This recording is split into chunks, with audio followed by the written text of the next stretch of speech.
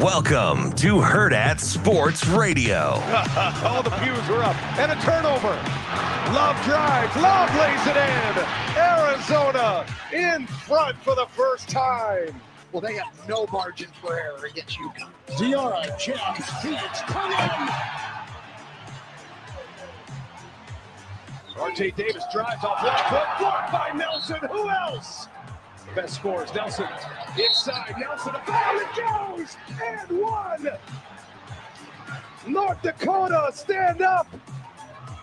Grant Nelson a chance at a three-point play. Oh, it's taken by Shannon. The steal. Vrzal, what a play. 6-point game, inside and out. And off of Illinois, 15.7. What happened here? I'm just kind of taking very much an approach of just not sitting back in a passive way. Just coach everybody and watch. I think we all saw last year guys that started on the scout team. By the end of the year, were playing for us. It's the Big Ten. It's going to be cool. This is a double bye week year. This is an early start to training camp. We start training camp, I believe, in July, not even August this year. So this is a long, grueling. So you need a lot of guys, and so that's why we made the decisions we made last year, redshirting some guys, so that they would be in their freshman year, yet have some experience. I think all those things you hope start to pay off. Good morning. Welcome in here on a Friday to Hurrdat Sports Radio, AM 590, ESPN Omaha, ESPN Tri-Cities. We're live on Twitter, Facebook, and YouTube, and live on the Pillar Exterior stage. That's DB. I'm Ravi Lulla. What's going on, man? What's up? Welcome back. How you doing? I'm good, man. How are things? Welcome back. Where have I went? Like what? Well, you were gone a day. Okay. We missed you. Did you hang out without me or? No, good old Apostrophe was here. Oh, that's right. I was not here yesterday. I was like, what are you talking about? You weren't here yesterday. Hey, listen, man. Life comes at you fast. Man, I almost wasn't here yesterday. We had a whole thing. So far it's all good. Good. Came back, yeah. That's what we like to hear. No tumors. We're good. That's good. You know who? Thank you for asking. Yeah, of course. How was old Apostrophe? He's good. Like he's a lot of energy, isn't he? I appreciate that he's very professional. His passion. Yeah, and he's obviously done this forever, right? And so there's a sense of comfortability with years, him. I would think. At least, yeah. Well, and then he was news before that, so he's just I don't see. I think news is different. It's a totally different because deal. there are lots of people that can do news that can't do radio. Yeah, and vice versa, right? I mean, I couldn't do a news report to save my life. I probably couldn't either. You put me in front of. There's the whole teleprompter thing, right? Which I hear is an issue. Yeah, you can't go all Ron Burgundy on him there. Oh, man. That's a good chance that may happen. But no, Michael's good. I appreciate him filling in. And we got a lot of NFL draft talk yesterday. I caught a lot of that on the way back from the hospital. He very, very passionate. He is. And him and I both love the draft. I know you do as well. I will say our guy that we talked to, Justin, yesterday, he was good. He did say something that got under my skin a little bit. Uh-oh. What did he do? Well, he was hating on my guy Penix. Dude, Penix, and he answered the critics, didn't he? Yeah, because he goes, I don't know how good of an athlete he is anymore. Penix just out there.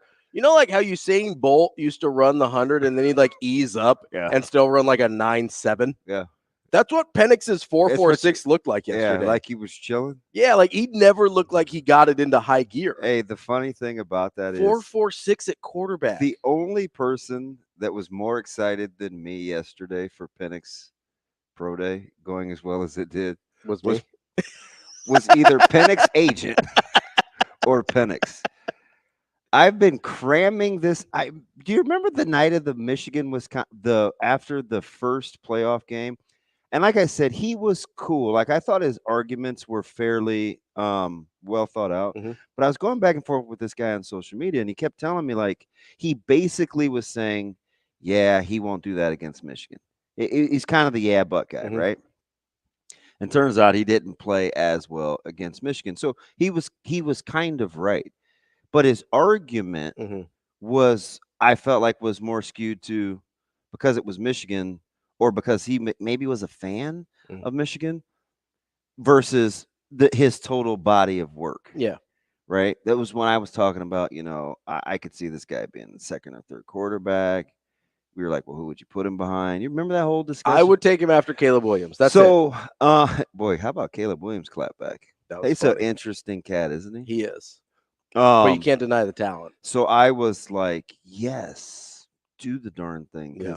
And I get it, right? And there's no pass rush. And he didn't really address what I think the main non-health knock is on him. What's that? His footwork with dirty pockets. Yeah, with a muddy pocket. Which, how are you? I mean, you're not going to get that in a pro day anyway. Right. That's not going to happen. Aaron Rodgers wasn't Aaron Rodgers until you actually watched him play. Yeah. Right.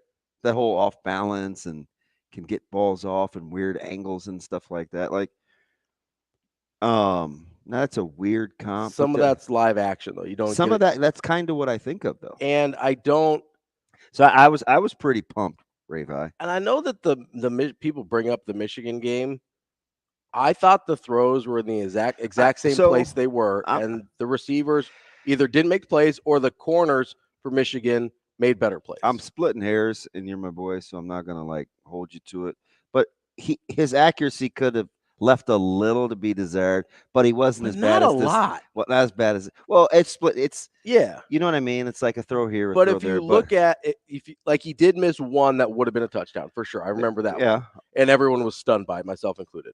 But there is talking about the one down the sideline. Yeah. Yeah. If you look at the numbers versus if you look at the actual throws, it wasn't nearly as bad. I'm kind of with you as people want to make it seem. And remember, I'm one of those guys that's in love with Michigan secondary. Yeah, for sure. And I think you have to give them a lot of credit. I do, Ravi. I do. I know you do. I just don't think you can look. I don't know. I can't look at any other quarterback in the draft and be like, yeah, I definitely think they're better than. So besides Caleb Williams, I can't look at anybody else in the draft and be like, that guy's definitely better than Penix. If you're like, hey, I don't trust the medicals, okay, I can live with that. Mm-hmm. But if you're giving me football reasons why Penix isn't as good as Jaden Daniels or Drake May or Bo Nix, for God's sake. Although Jaden Daniels was pretty effortless. Yeah. What'd I do? Well, you moved your mic so you could take a drink, then you didn't move it back. Oh, sorry. That's all right. Well, we just like to hear you. I had some ice I wanted to swallow. Well, just don't chew it. Just let it melt. You definitely can tell the difference between the Himalayan and the iodized. Yeah, And I did it ahead of time. A little salty water this time, Yeah. But no, I didn't come here to talk about quarterbacks, but my guy Penix ran a 4.46. Quarterbacks. Quarterback. And you know what's funny is he kind of stopped scrambling as his career progressed. And I don't know if that was because of the injuries. I don't know if it's because his offensive line got a lot better. I mean, they sure did get whipped in that championship. They sure did. But for the most part, his offensive line at Washington was dramatically better than his offensive line at Indiana. Yeah, and like that's Michigan. They couldn't run the ball either. Yeah, so like that Michigan was just better than they were. Yep. Like I don't know how you look at that game and they'll just come away with it. It's like, yeah, Michigan's just better. Yeah, it's better. Yep, better football team. And so I don't know how much of that I put on Penix. There's he's a quarterback. Isn't that what we do? Well, you look at the Brady versus Mahomes Super Bowl, right? I don't know how you walk away from that being like hating on Mahomes. It's just, oh no, Tampa was a lot better in that game. Yeah, they were a lot better, and they kind of made Mahomes look goofy. Your homie, my homie was running for his life. He was running for his life. He was doing these weird sidearm shortstop. And it was kind of weird throws. too, because it wasn't just getting him to the ground. It was just the pressure. Yeah, he was just constantly running for his life. Yeah. By the way, I hope Shaquille Barrett has a bounce back here this year. Yeah. Kind of got paid. Yeah. I don't know why I said that except for just the locale. Yeah, I do. Yeah.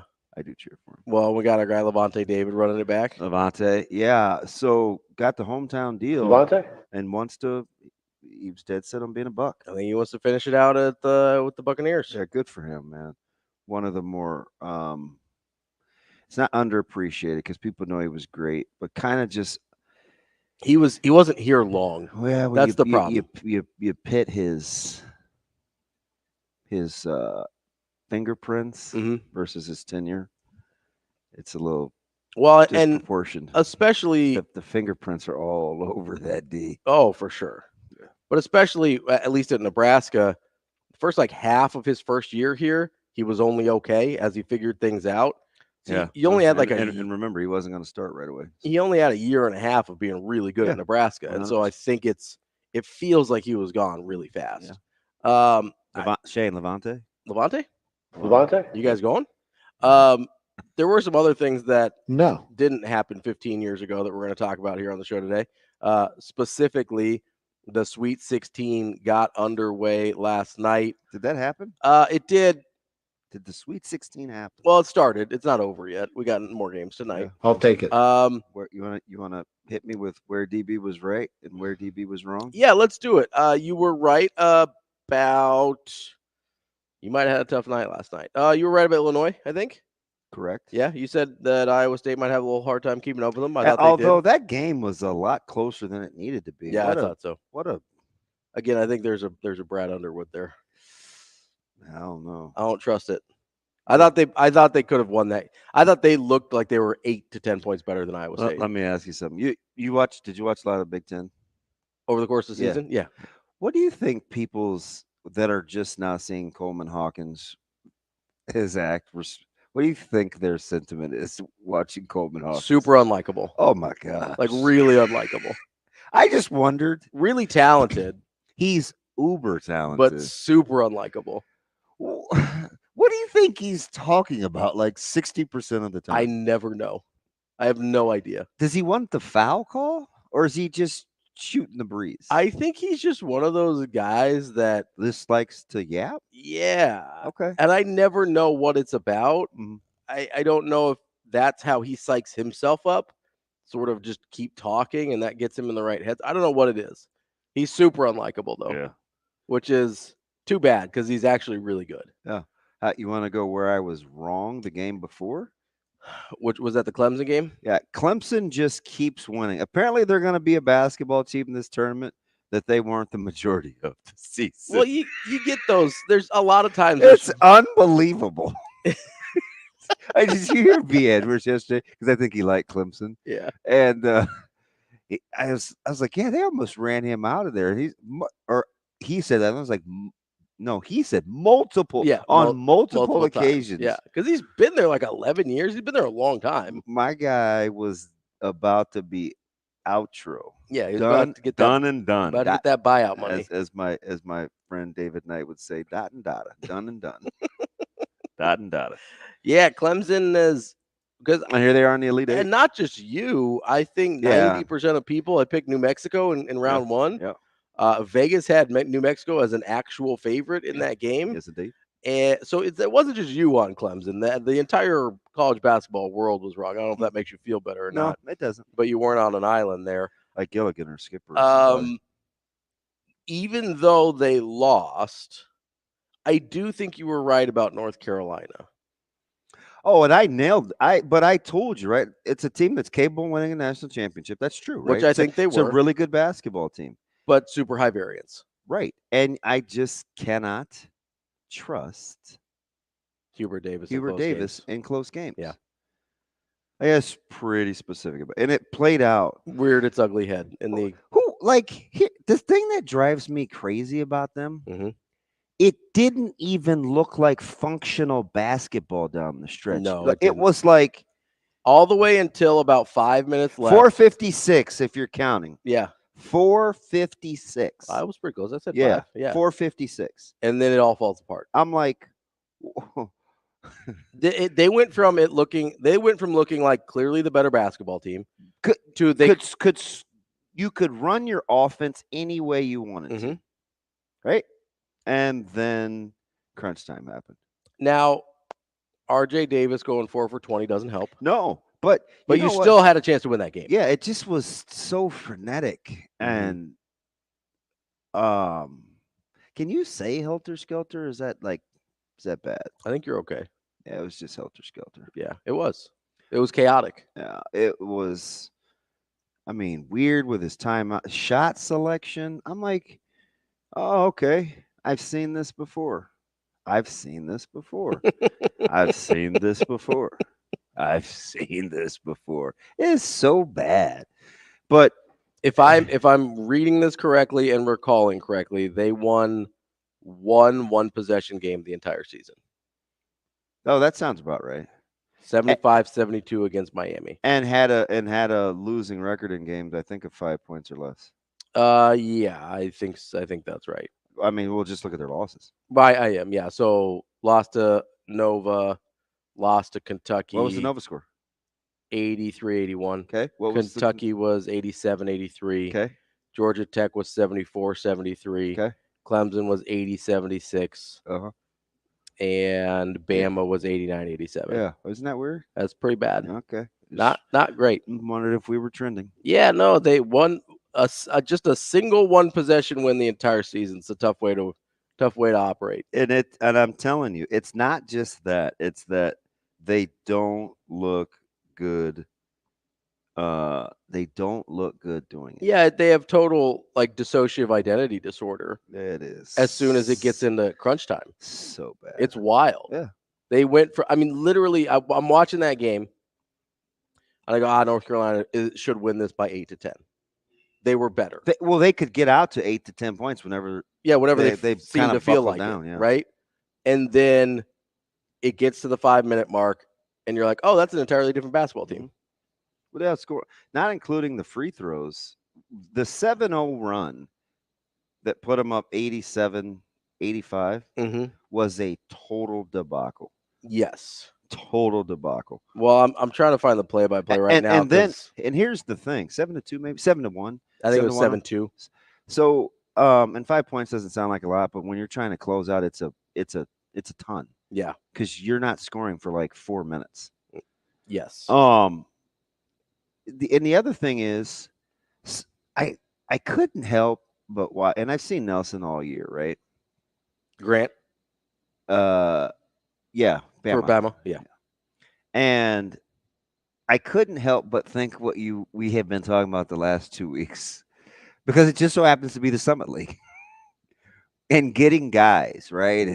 And being not wanting to be a farm system versus being a farm system. How many of these guys are going to come out of the Summit and just be a nightmare? A lot of them. It appears to be that way. A lot of them. So, is the Summit League better than we think? Maybe. It's unbelievable. You know, I have this theory that the Summit League has to be better than we think. I've had this theory for a while. Okay. That the Summit League. What did they say last night? North Dakota. Yeah. Stand up. Sounds like, wow. And by the way, 5 points does seem like a lot. I mean, that was Arizona's heel last night, too. They were down 5-7 the entire night. And again, with the rights and wrongs, where I was spot on, the West was the most difficult because it was the most volatile. Because I said, what did I tell you, Ravi, and these kind listeners out in there? Got the weakest one. No, the weakest top 4. Yes. Yeah. I said it has the weakest 1, probably the weakest 2, probably the weakest 3, and arguably the weakest 4. You're not wrong. All in the West. So I was like, best wishes picking this. But I went with Carolina because I felt like that was the only team of the bunch that could win a national that was title. built to win a national title. Yeah, absolutely. Yeah. Now you have a 4 and a 6, Alabama Clemson in the regional final. So I don't know how if we're going to eat it together. What do you mean? Is crow a dish you like warm or cold?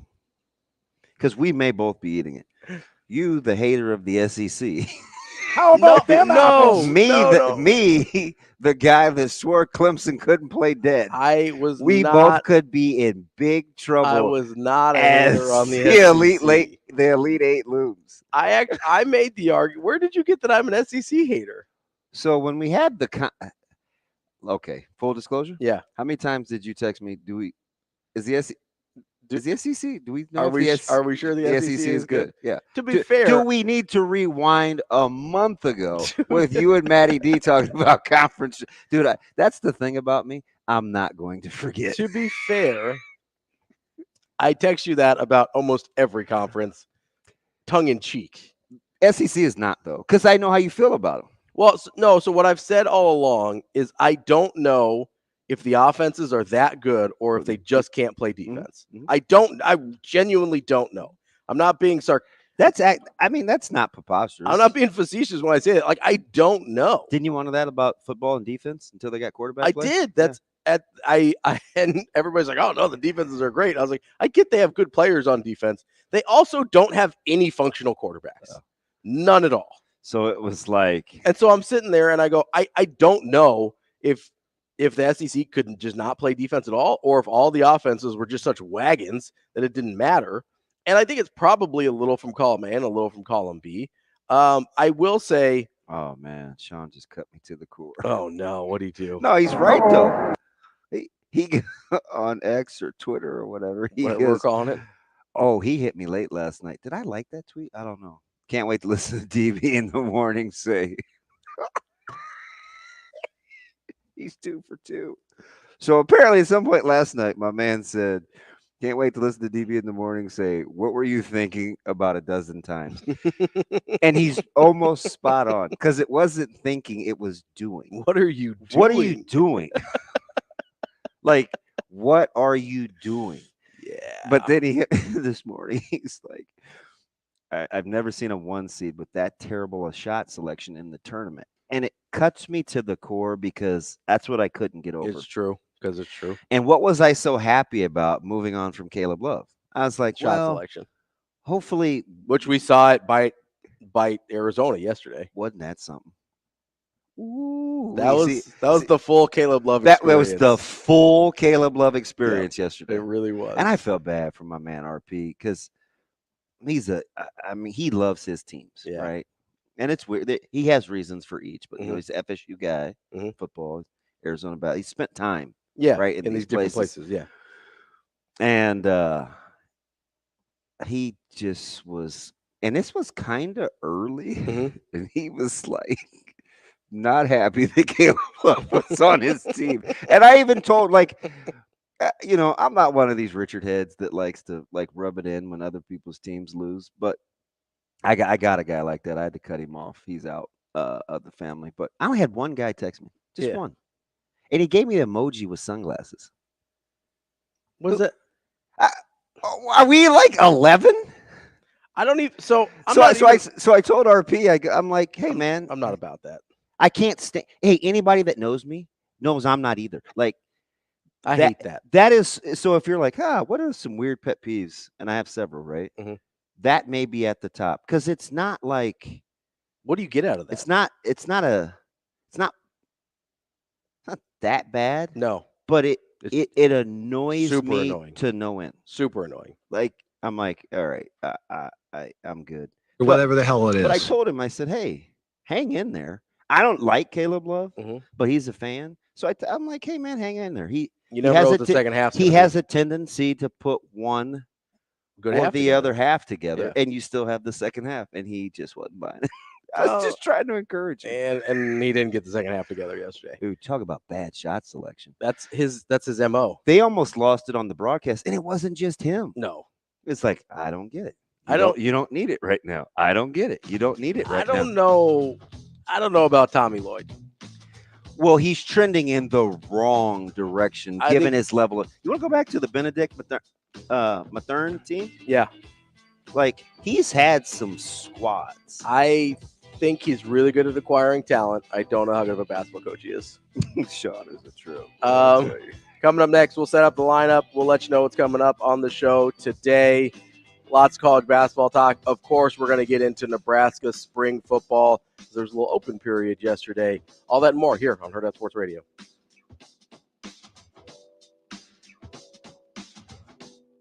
We will be back.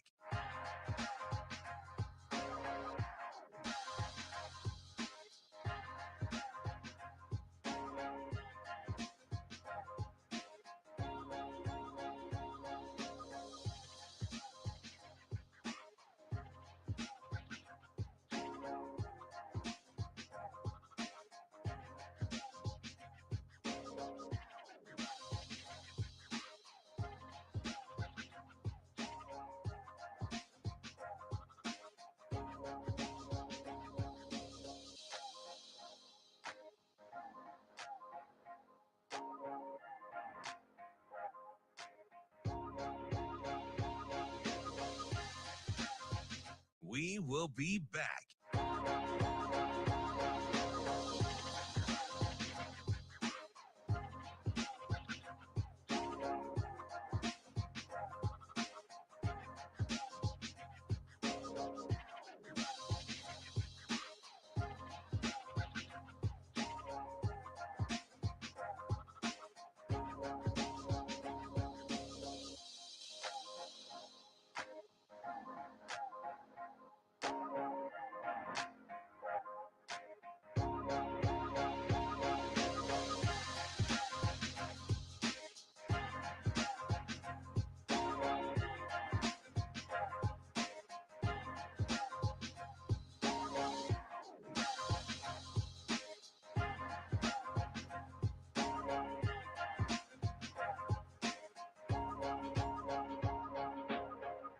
We will be back.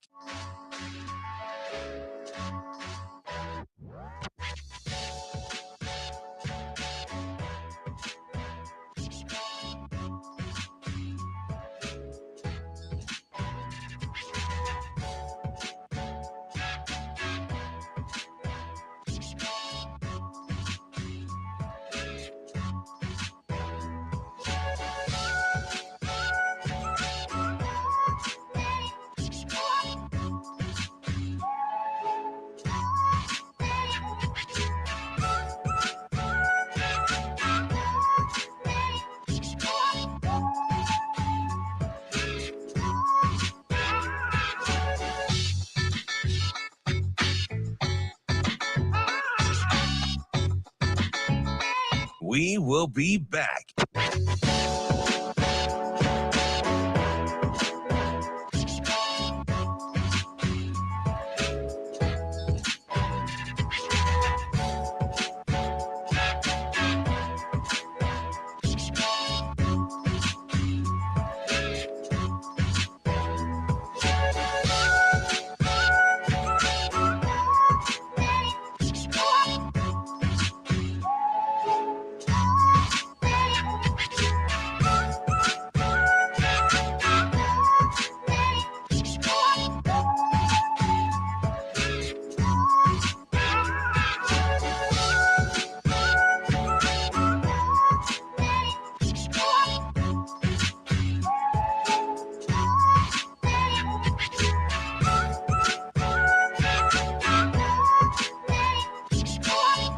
We will be back.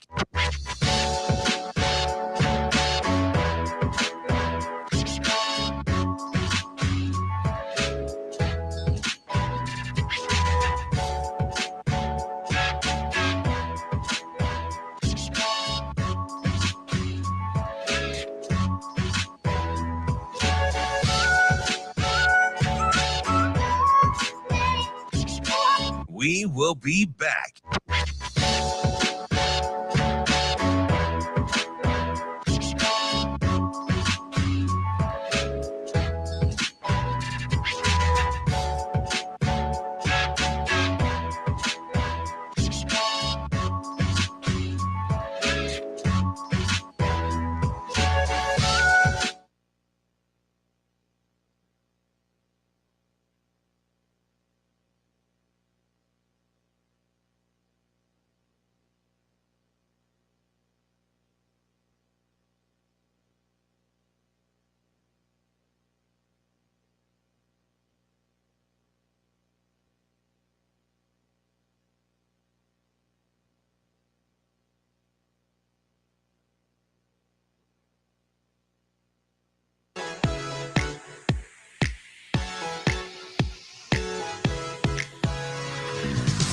You're listening to Hurrdat Sports Radio.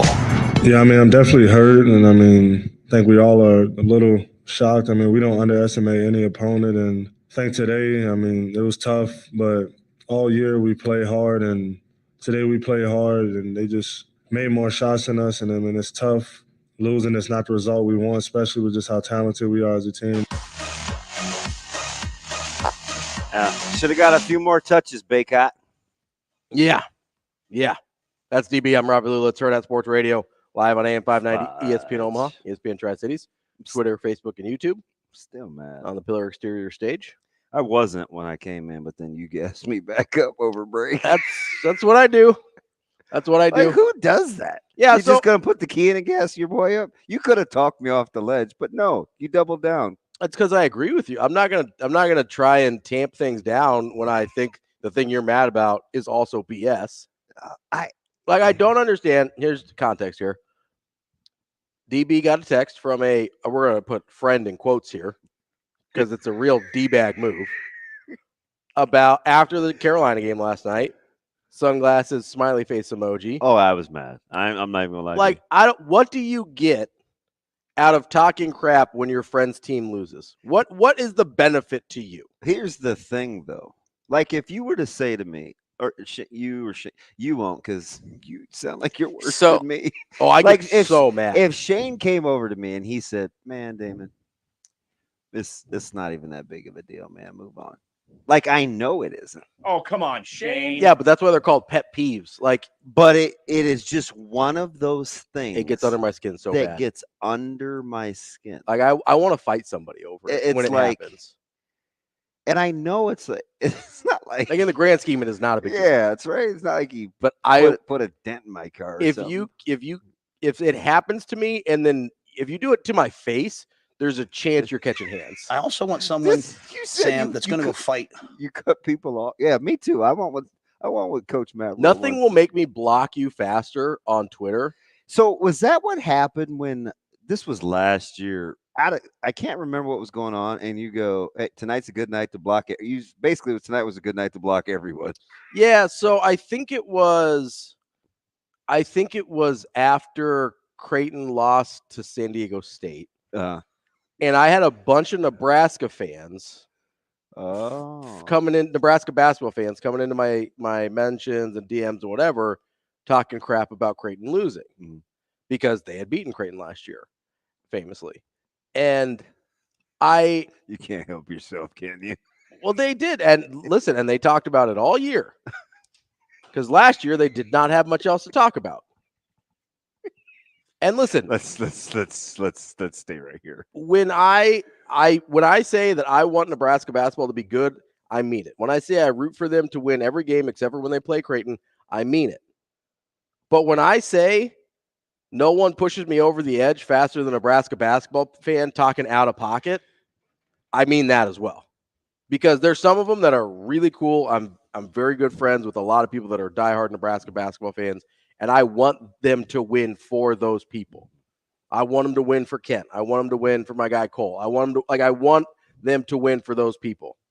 But if Creighton's in the Elite Eight and loses on a dubious call at best, and I'm like, man, it was so close to a Final Four, and that's kind of I'm processing my feelings or whatever. And it's like, yeah, but you still lost to Nebraska. It's like, hey, when's the last game you played, guys? Like, that's just automatic block button. Like, you're getting it in a hurry. And if you text me, there is a good chance I'm not speaking to you anymore. Don't you see that all the time with both fan bases back and forth, though?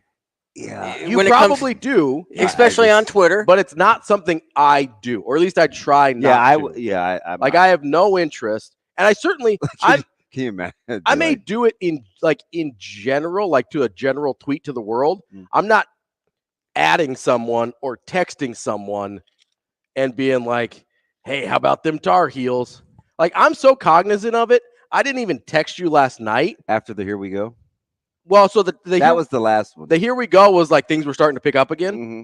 But after the game was over, I didn't even text you last night because I didn't want it to come off wrong because I'm so aware of how, like, when you're in that mindset, you just don't want to hear it. Yeah. Like, even me being like, hey, man, I'm sorry about that, doesn't add anything to the situation. But I will say I'm not one of those guys that's like, well, I'd rather have gotten beat by X amount.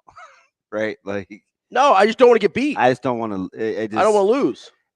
And I think the thing that drives me the most crazy is when it's in your control, because winning is so hard. Yes. That when you have it in your control. When it's in your control, that's like when it's the most. It's so frustrating to lose. Yeah, because sports are cruel, right? It's and they're super humbling. So it's like when you have the opportunity and you can't close it out, it's like, ooh. Because you can do everything right and still not be in control. You can do everything right and still not have the opportunity to control your own fate.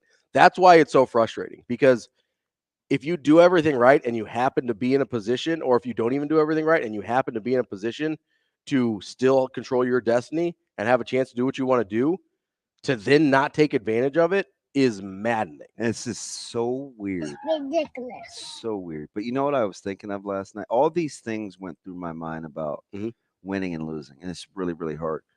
And I went back to last week watching, this is so random, but it's similar, NCAA Nationals. And it was 0-0, and Rich Lovett had the opportunity in the third period to start up or down.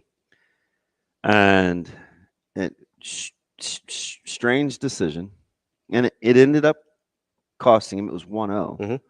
And I'm like, I was two of my buddies, Coach Jernigan and one of my buddies were in Casey, and I'm like, I wonder if that's going to be like pain or regret. Because regret's worse. It's not even close. Way worse. Because pain you can deal with, you can manage process, you can understand. And over time, regret is the thing that sticks with you for years. It taps you on the shoulder. And every once in a while, it just comes back up. It's like, hey, still here. Keep you up at night. Like, it's so. Like, for instance, if your guys' teams had lost to Florida State in 93 and then not did what you did in 94 and 95, it wouldn't be the pain that lives with you. It'd be the regret. 100%. Right? Yeah. So then I would start looking more at what we did wrong down the stretch. 100%. You're like, well, if we had done this and if we had done that. We don't get this penalty. You start second-guessing everything. The kick goes, you start. And then you start blaming. Yeah, that like I would probably. So it's if the ref had called that fumble. Yeah, it's cool now, right? Yeah. Now I look like I can be mature, yeah, because you got two natties after that. It makes it a lot easier. Tio taught us. Winning helps. Yeah, it does. Right? Because over time, like why I'm not mad. If that wouldn't have happened. So do you know what I'm still mad at? And this is petty because it cost them and they had a good year. I'm still mad Jesse James didn't get credit for that catch against the Patriots because they didn't get another opportunity at it. Sorry right? about that. So those are the kinds of things that like can stick with you. There's a reason I don't think about the 03 Red Sox anymore. I don't think about Aaron Boone anymore, right? Because 04 happened, 07 happened, 13 happened, 18 happened. Like, winning heals those things, but especially in college, because you don't get the same opportunities to run it back with the same guys. It's just, it is really, I don't know, man. Sports, it is just so. I've been on both ends of it. Right? Sure, yeah, but it's the regret. I think that I don't know that people put it in those terms very often because people are like, leave it all on the field, no regrets, whatever. It's the regret that gets you. Mm-hmm. It's not the pain of losing. Most competitors can deal with the pain of losing if they feel like they did everything they could. Like, why wouldn't Arizona? Like, why wouldn't Ballo touch the ball more? I don't know. Stuff like that. Because Clemson, I texted you this.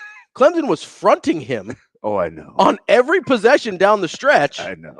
And it was literally just a very and they wouldn't pressure the ball. They weren't pressuring the ball. It was a super easy pass. So those post entries were easy. And the help was late every time because they were trying to stay out on shooters.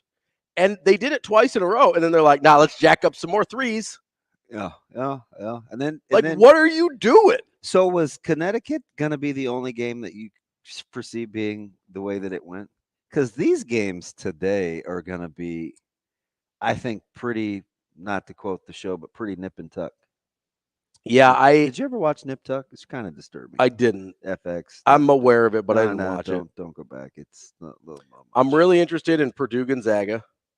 I think that's going to be interesting. Obviously, Connecticut or obviously. What's the line in Purdue Gonzaga? 6, right, or 6.5? I think it was 5.5 last I saw. I'll check. Yeah, it's 5.5. So the biggest one today is 6, or is there a bigger one? I think that's right. What's Houston and Duke? Houston and Dookie is something we're going to have to get to when we get back as we wrap up under the gun? Our somebody number will one. That's DB. I'm Ravi. Lulla. We'll be back with more Hurrdat Sports Radio.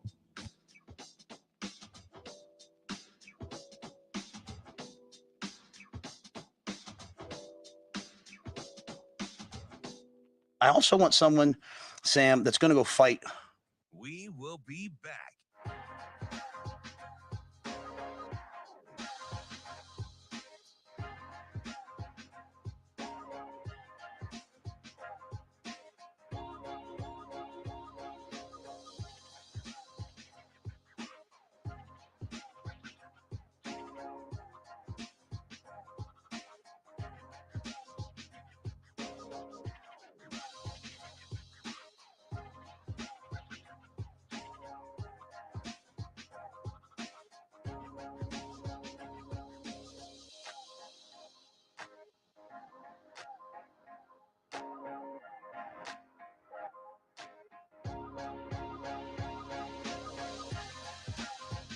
We will be back.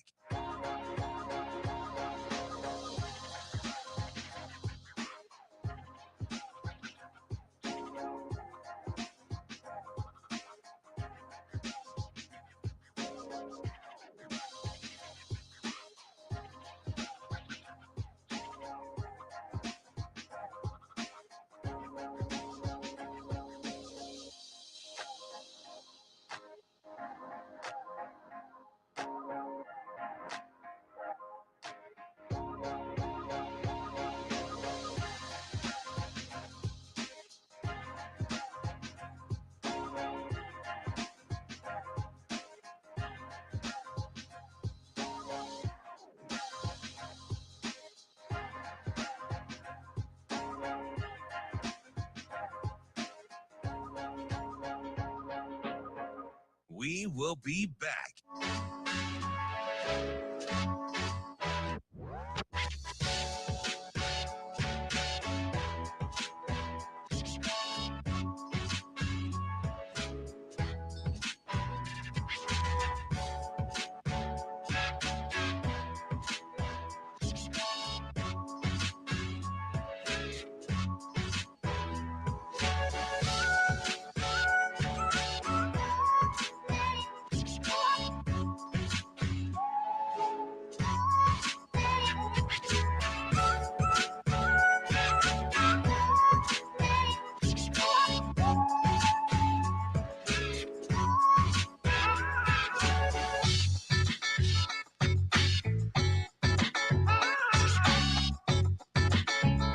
We will be back.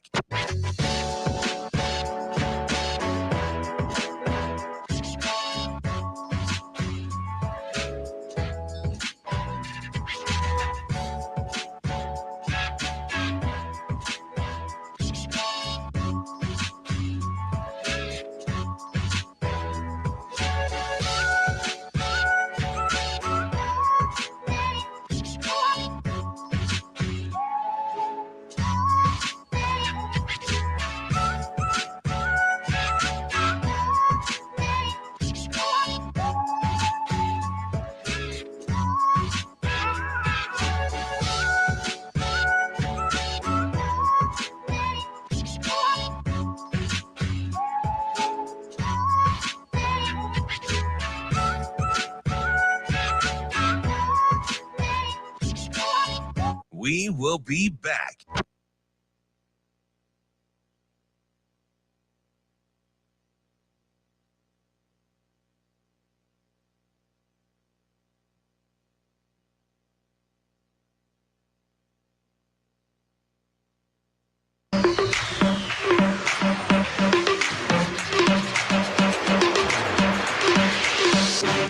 You're listening to Hurrdat Sports Radio.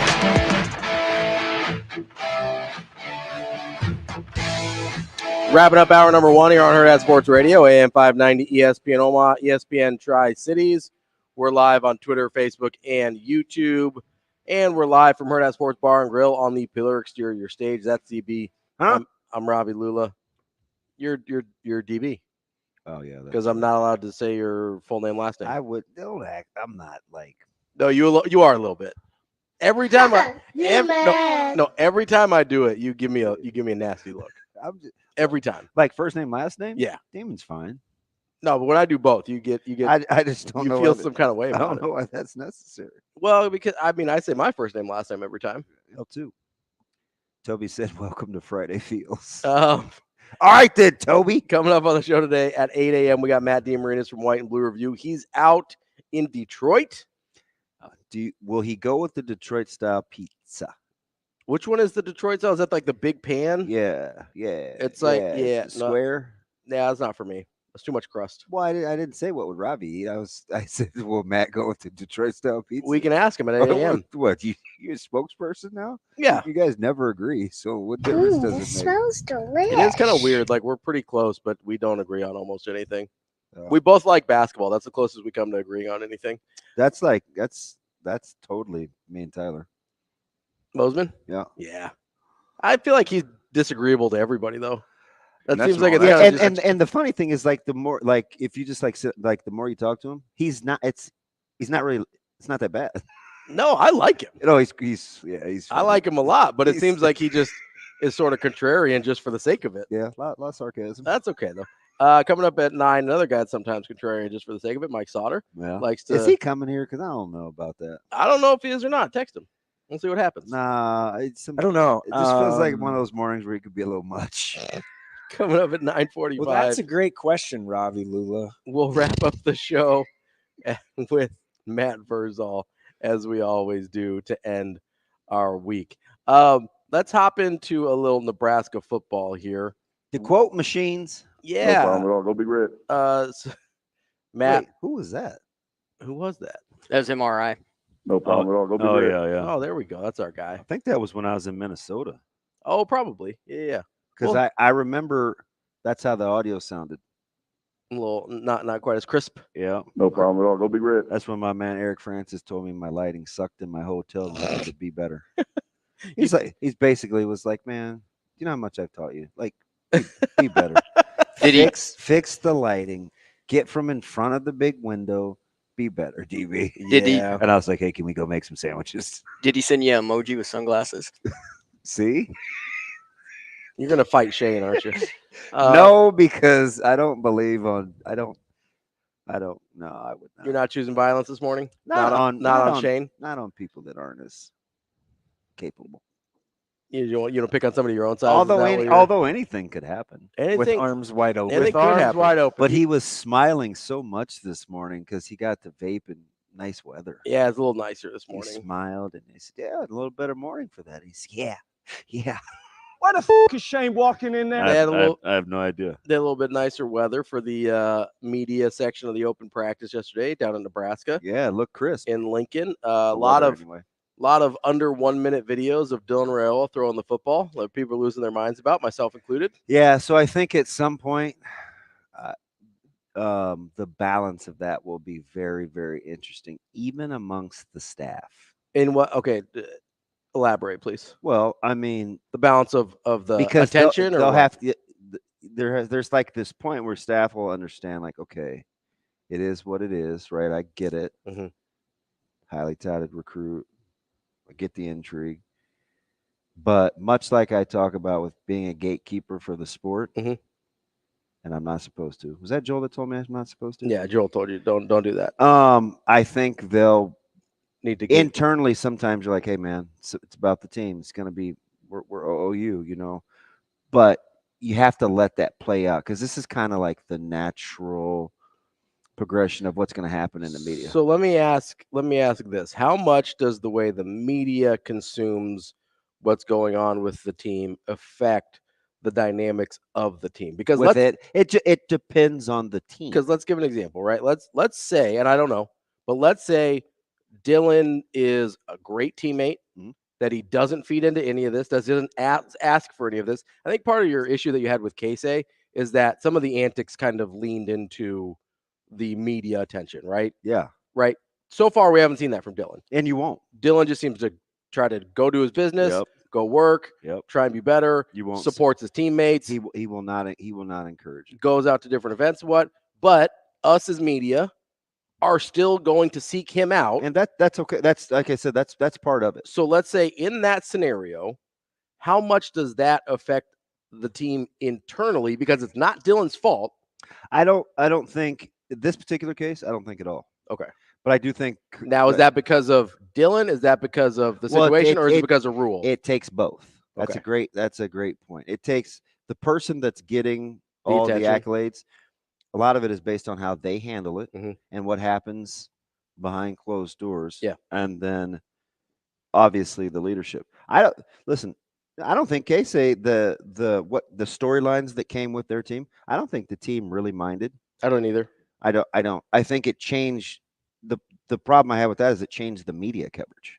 It did. Once it got outside the Big Ten. Yeah, it got to a certain point where, and that's what I was talking about. It's not the individual. Right. It changed the dynamics of what the team was about. And again, like I said, and I've said before about various things that I'm particular about, it doesn't make me right. It probably just makes me weird. I'm a big print the shirts. I'm That's just what I gravitate towards. Yeah, your perception of the situation is important to you. And like, I just know how easily it can get away from you. Like, you have to work really hard, and your culture has to be really strong to withstand stuff like this. To withstand stuff like this, right? You could go back to like really good high school teams. It's always about this guy. I mean, Frankie and Chucky had to have like a unique understanding. Chucky got a lot of the headlines. Frankie was still going for 18 a night. Right? Yeah. William Kyle was still rim running. And they weren't going to win the way they did without the other two guys. Right. Right. So, Jason Green, Miller North. Right. Hunter, Saint, kind of even underappreciated. Jaden Had to wait kind of his turn. Still really good, really important. So you have to be able to. And then won another state title after all those guys were gone. Yeah, you have to. Last year, what's that? Right, like. Going to hear a lot about a lot of guys, but you can't get everybody. A lot of Anthony Rizak, a lot of Caleb Benning, so a lot of Christian Jones. Like if you're Bo Ryan, but even Christian probably didn't get the attention he could have. Yeah. Or should have. Yeah. But it was a lot of Rizaks, a lot of Caleb. But you had Bo Ryan, you had Eckhart, you had a bunch. JQ. We had. I mean, you just Hurtado, Jordan Hurst, your running back. Oh yeah, James. That's a good example. Really good player.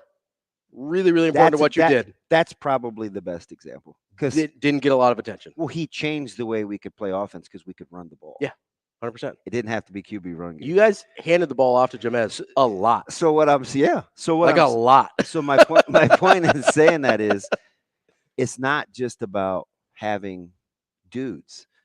Like you have to be able to withstand what happens if a game or two goes and X guy doesn't get the ball, or X guy doesn't get his rushing yards, or X guy doesn't get his shots off, right? So there's going to come some times where players will be made available to the press, and the culture in your team will define how people handle it when they take the podium, right? Because there's this certain level of understanding, like some guys just get the headlines. Let me ask you this.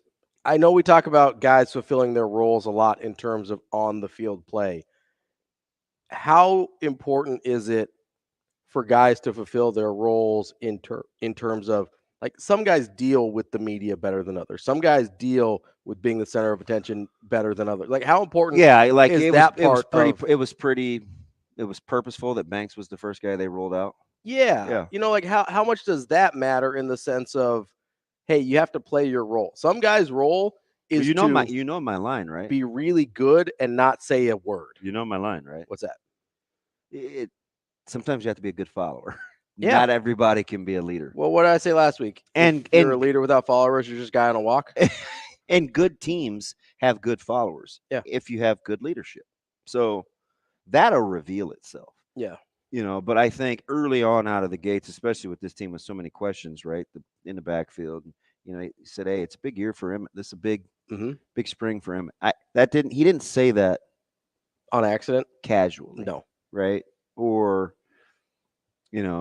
what he said about Nash, not wanting to take any days off. Those things are intentional because whatever it is, you want that to be a part of. Right. Yeah. And I was cool with just about everything except for a couple things. Yeah.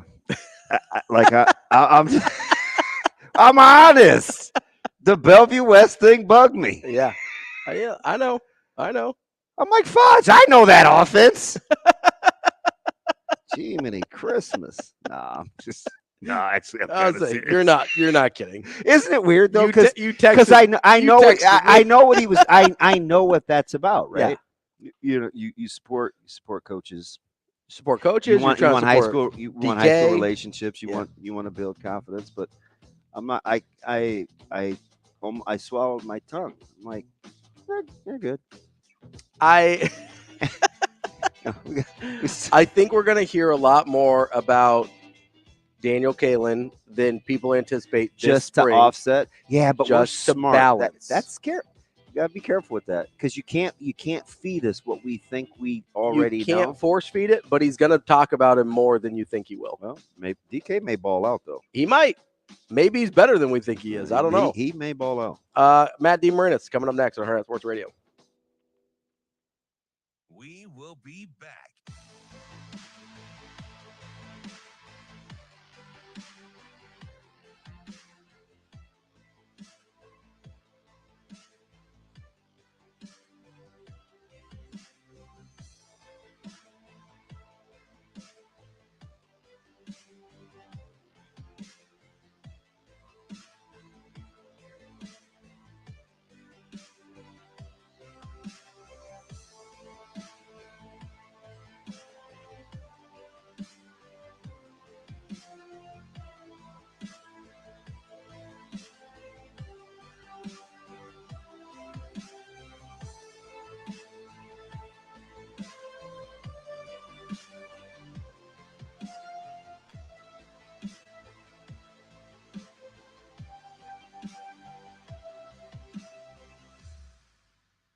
We will be back.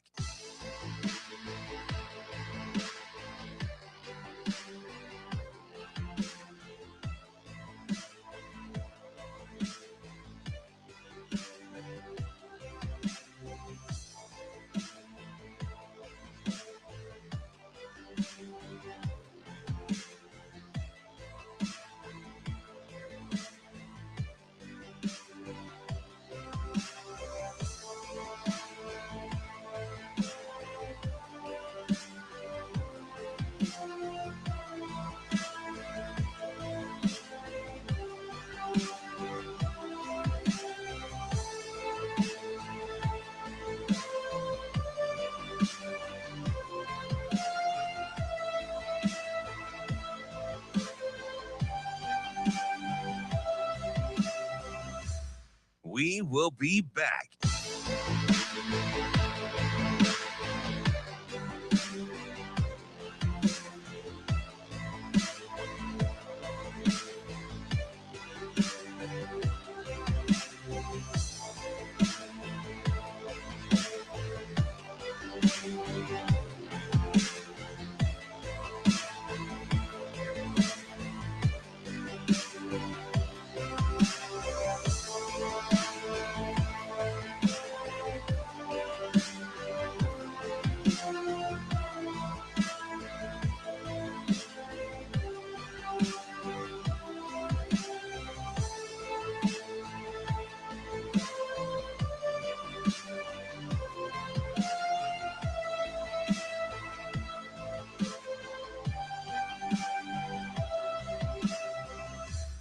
We will be back.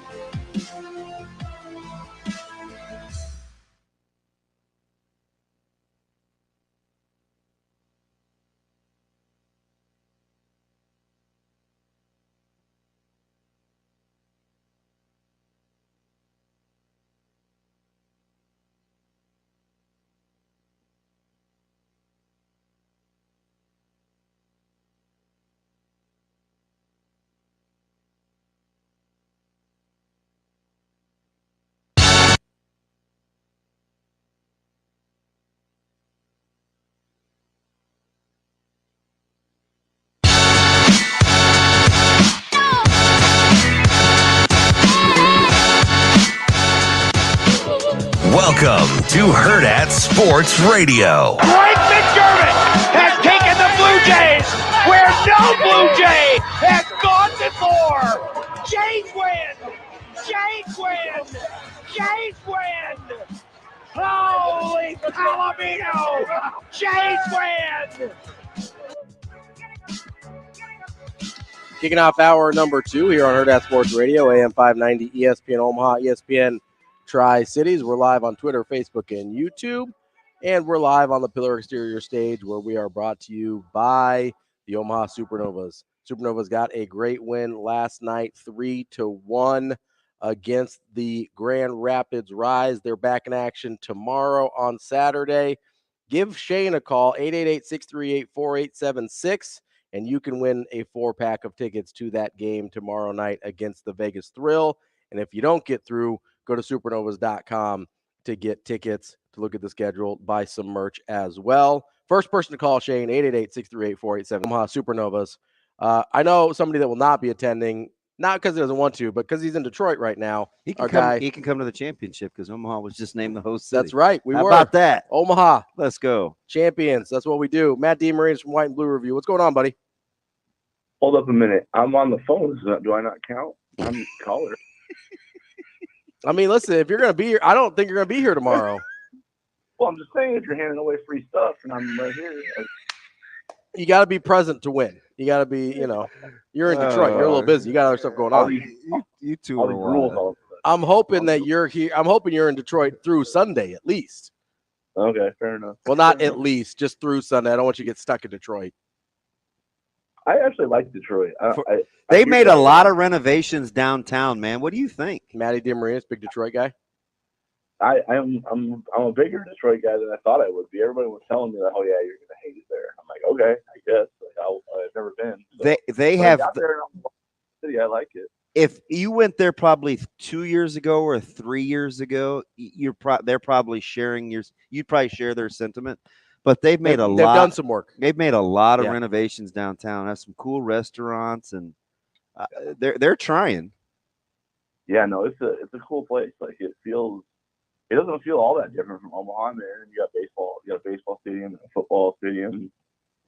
It's very big. You got some churches around here. It looks pretty nice. Like I take the vibe. I'm enjoying it so far. I'm gonna get your theory first before I get Ravi's, because he's been chomping at the bit. So you gotta ask him about the pizza first. Oh, have you tried any Detroit pizza, Matt? I mean, I haven't seen any Detroit pizza other than Little Caesars, but I'm there was a couple. Little Caesars is the GOAT. Don't hate. Well, there's so much Little Caesars around here. It's crazy. They're doing on my TikTok, I get all these silly food review people, and they're all doing those little things that look like those baked cheese pies. Okay, yeah. Yeah, that's not my style. Not your jam? No. I haven't eaten Little Caesars since high school, and back in high school I had some help wanting Little Caesars, if you know what I'm saying. So, yeah, no, I haven't tried it yet. There's a couple pizza joints around the stadium or around the arena that I was gonna try, but they were closed at like 3:00. So they for late night. So, jeez, night owl. What the? Hey, I won't even ask because I was up too. So I'm not even gonna make fun of you. But so Matty, Ravi has this theory. I'm having him sit on it, and because I'm looking at. How you guys have this thing where you'll say, oh, do we know that such and such is a good conference? Do we know that such and such is a good conference? So apparently, like, if you want to really have impact for your team, you go and get some of the best players out of the Summit, and they just kind of like supplement your rosters, because that appears to kind of be a thing with what's happening in the Summit League. But I asked Ravi, I said, is the Summit League better than I think it is? And immediately I had a couple of texters tell me no, and I still waiting for some solid answers. Ravi says he has a theory. I have a theory. Why do you think that the tops or the creme de la creme are making such a smooth transition? Well, I think you're referring to Grant Nelson, and I don't. Well, there's several. Yeah, but I mean that you're the most traumatized. By yeah. Wow. He is most traumatized by Grant Nelson. That's accurate. Yeah. It's because I want a mustache like that. That's all. I don't know what you guys are talking about. I just can't grow facial hair like that. Well, I can grow a mustache. If you want to see me, I can grow one like that. If you want to see that. You might regret that right away. I don't think. And I say this on the heels of William Kyle III and Fiddler and some of these guys that are on the move. Mayo, Baylor. Yeah, well, that one's pretty good. Yeah, pretty easy. Not bad. Like what's going on, Matty? How does that happen? Yeah, I mean, I just think it's a combination of a lot of things, honestly. Like, some of them were obviously missed coming out of high school. I think in Baylor's case, for sure. You know, Grant Nelson's got a unique skill set for his size, but I mean, he wasn't great this year for Alabama. Well, he's pretty good, though. He was pretty good, but last night was that was his best game by far. And yeah, William Kyle, I think, is going to be a stud next year wherever he goes. I think you can see Me too. a lot of the transferable things there that can help pretty much any single team in any single conference win games at a high level.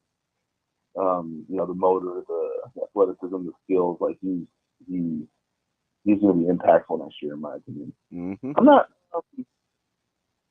I think Frankie's going to be good. I'm not sure what, you know, where he slots. I guess it depends on the position, you know, where he goes and how he fits in there. Because I do think there are some things where he might struggle, but you know, he's a bucket and a half for sure. So I don't know why the Summit League itself, I guess, you know, doesn't have one of these teams that pops through and makes a run, but then at the same time has all these dudes that can transfer up and help other teams make runs. I was thinking about that last night with Nelson. Like, dang, there's some studs in the Summit League. Why haven't one of these teams, like, you know?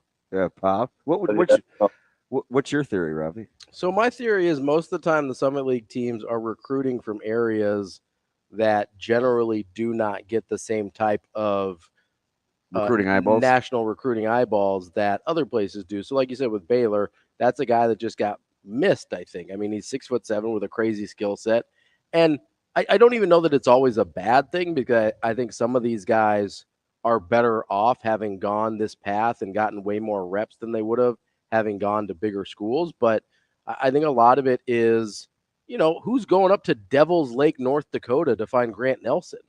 You know what I mean? Like, you have this big guy with an interesting skill set and the local people know about him, but I don't know that you're getting a lot of national eyeballs on Devil's Lake, North Dakota. Yeah, maybe. I think with Huddle and AAU and everything, you should be able to see these dudes. You should, but people are lazier than you give them credit for. Well, then that's the theory. Then say they're lazy, not that they get missed. 'Cause, like, well, how else do you get missed? By people not seeing you, right? I mean, well, you're talking about visibility versus actually doing the work. They're visible, but they're less visible than, like, if you're in a place like North Dakota or you're out in Aurora, Nebraska, it is harder to be visible at some of these AAU places, because maybe you find an AAU team that likes you and maybe you're willing to travel, but maybe you're not. Like, maybe you don't have the capability of going from Devil's Lake. I don't even know what the best AAU team around that area would be, but it's probably not close, and it's probably not the caliber of, you know, some of the places that we have around here that you have in other more populated parts of the country. Like, I do think there is an accessibility issue. Yeah, I agree. I'm just saying, you know, there's so much film available now that you don't even have to go to those places to see these dudes. So you should be able to identify them. No, but if you don't have like a high shoe circuit team in your area that's easily accessible, a lot of the coaches don't look at further down those AAU lists. Yeah. I mean, I think the truth of the matter is that with the way that players have more agency now, I think coaches can, especially at high major levels, like, that's the thing about the Summit League and its dichotomy with, you know, bringing players up and helping them, you know, helping these elite teams make deep runs, is that I don't even think I would consider the Summit League as one of the best mid-majors. So, like, this talent that's going all over the place, like, why aren't the top mid-majors at least going after these dudes in the first place? And now that's a bigger miss. Like, I don't know why.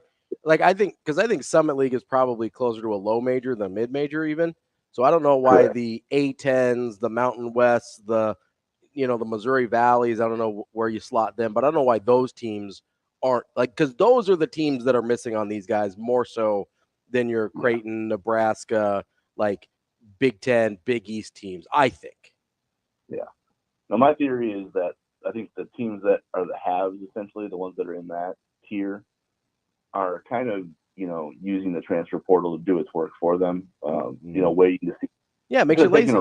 Makes you lazy. Well, it's not lazy. It's not. Instead of taking a risk on a guy that you aren't sure is going to translate out of high school, in your conference, you just kind of wait to see how they translate to the college game in the first place, and then go after them in the portal, as opposed to doing it out of high school. So where are we starting tonight with the scout, Matty? Is it keeping? I know the easy answer is having Connect have to work extra hard, but let me go a little before that to get the two-man game started. How do these guys keep Ziegler from getting to his spots on the floor to initiate the offense? Bro, I love you, Damon, because I swear you read my notebooks. I just watch them a lot. I don't know. I'm glad you. I like that. We're connected. You're Dalton connected. Yeah, not Dalton. Ziegler's number one for me. I think he's number one for me. When you look at the way he can facilitate, how quick he is, he's strong. He can shoot it. He can score. Like, he's not just some D and pass guy. You know what I'm saying? And defensively, he's so disruptive. I mean, he's quick off his feet, so you think you're open, then you're not, and then all of a sudden you think he's just hounding you, and you got to make a pass, and then he's in the passing lane. Like, he's the dude for me that I think can change this game. So I don't know how Creighton avoids falling into his traps defensively, and turning the ball over and letting Tennessee get run out. And at the same token, I'm not, it's going to be a challenge for them to kind of bottle him up, keep him in front, stop him from making plays for everybody else, because I think Tennessee's heard all week about, how bad their offense has been or whatever lately. And, they might come out looking pretty sharp to prove a lot of doubters wrong, I think, just based on the way they're talking. So, and they've got dudes who have been streaky. They've got guys who have gone on heaters and can knock down shots. So Ziegler is able to get downhill, and he, makes smart decisions by not shooting over call center and not falling into that trap that Creighton's going to lay for him. I could see him having a humongous impact on this game, more so than even their SEC Player of the Year, first team All-American, and Dalton Connect. I think he's ahead of the snake in this matchup for me. So, Matty, you're bumming me out a little bit. What can Creighton do good? Come on. Well, a lot of things. You're bumming me out. I need you to say them out loud. Oh, sorry. Okay. Hey, believe me, there was no therapy session for me this morning. I can tell you that much. Go. Damon's funny. He's watched something. Right. Sometimes you just gotta fight it. Yeah. Well, I mean, Jonah's age is 6'11", 240, so Kalkbrenner has a couple inches and 30 to 40 pounds on him. So, just from a physicality standpoint, you think maybe there's something there. But age is tough, man. He blocks shots. He crashes the offensive glass. So that's going to be an interesting matchup. I think Baylor and Trey, might be able to get off, depending on if Ziegler has to guard Ashworth. That makes life maybe a little bit easier on Trey and Baylor. If it's not one of those two, then I think Ashworth has to step up and do what he does in terms of moving constantly, breaking free from his defender, getting open looks, being an outlet for Trey and Baylor to kind of get in the paint and spray it out to him and things like that. So, Creighton has a lot of options to win this game. I think they have more ways to win this game than Tennessee does. I'm just trying to introduce Tennessee to you because you might not be totally familiar with. I'm going to give you an X factor because it's not about his points. It's right around 7 a game. Because I think you're going to have to find ways to take advantage of him defensively, and don't let him hit the big shot or two on you offensively. I think Tennessee's X factor is Vescovy. Yeah. He's been struggling lately. I wonder if he's going to break out of it. He has been. He's waiting, but I'm telling you, Matty, he's capable. Not super. Sure. He's a guy that I think for them, if they can get him going, that would probably spell trouble. Yeah, I agree with you that he's capable. I just think he's really banged up right now, and he's 2 for his last 16 from 3. So not only is he kind of feeling it physically, but he's probably feeling it from a confidence standpoint. So there's some factors there that would kind of go against the breakout game, but definitely capable. I mean, Josiah Jordan James is the same way. Jordan Gainey, all those guys have had games where, again, they just, they go off and make a difference, so if Tennessee can get 2 of those 3 going along with, Adu and Ziegler and Connect doing their thing, then it's going to be a dogfight. If those guys Jordan struggle, James can shoot you into and out of a lot of positions. 100%. Oh my! 100%. Oh my goodness! That's what I'm saying. He's brave, but he's capable. You know what I mean? Yeah. Maddie, if you had to choose locking down Ziegler or locking down Connect, which one are you taking? Well, Kentucky just beat Tennessee by letting Connect go bonkers. They kept Ziegler in check. I think locking down is probably I don't know. Making them inefficient. Let's call it that. Yeah, like I think the more impact Ziegler has in this game, the better Tennessee's chances of winning are. So you'd rather let Connect cook.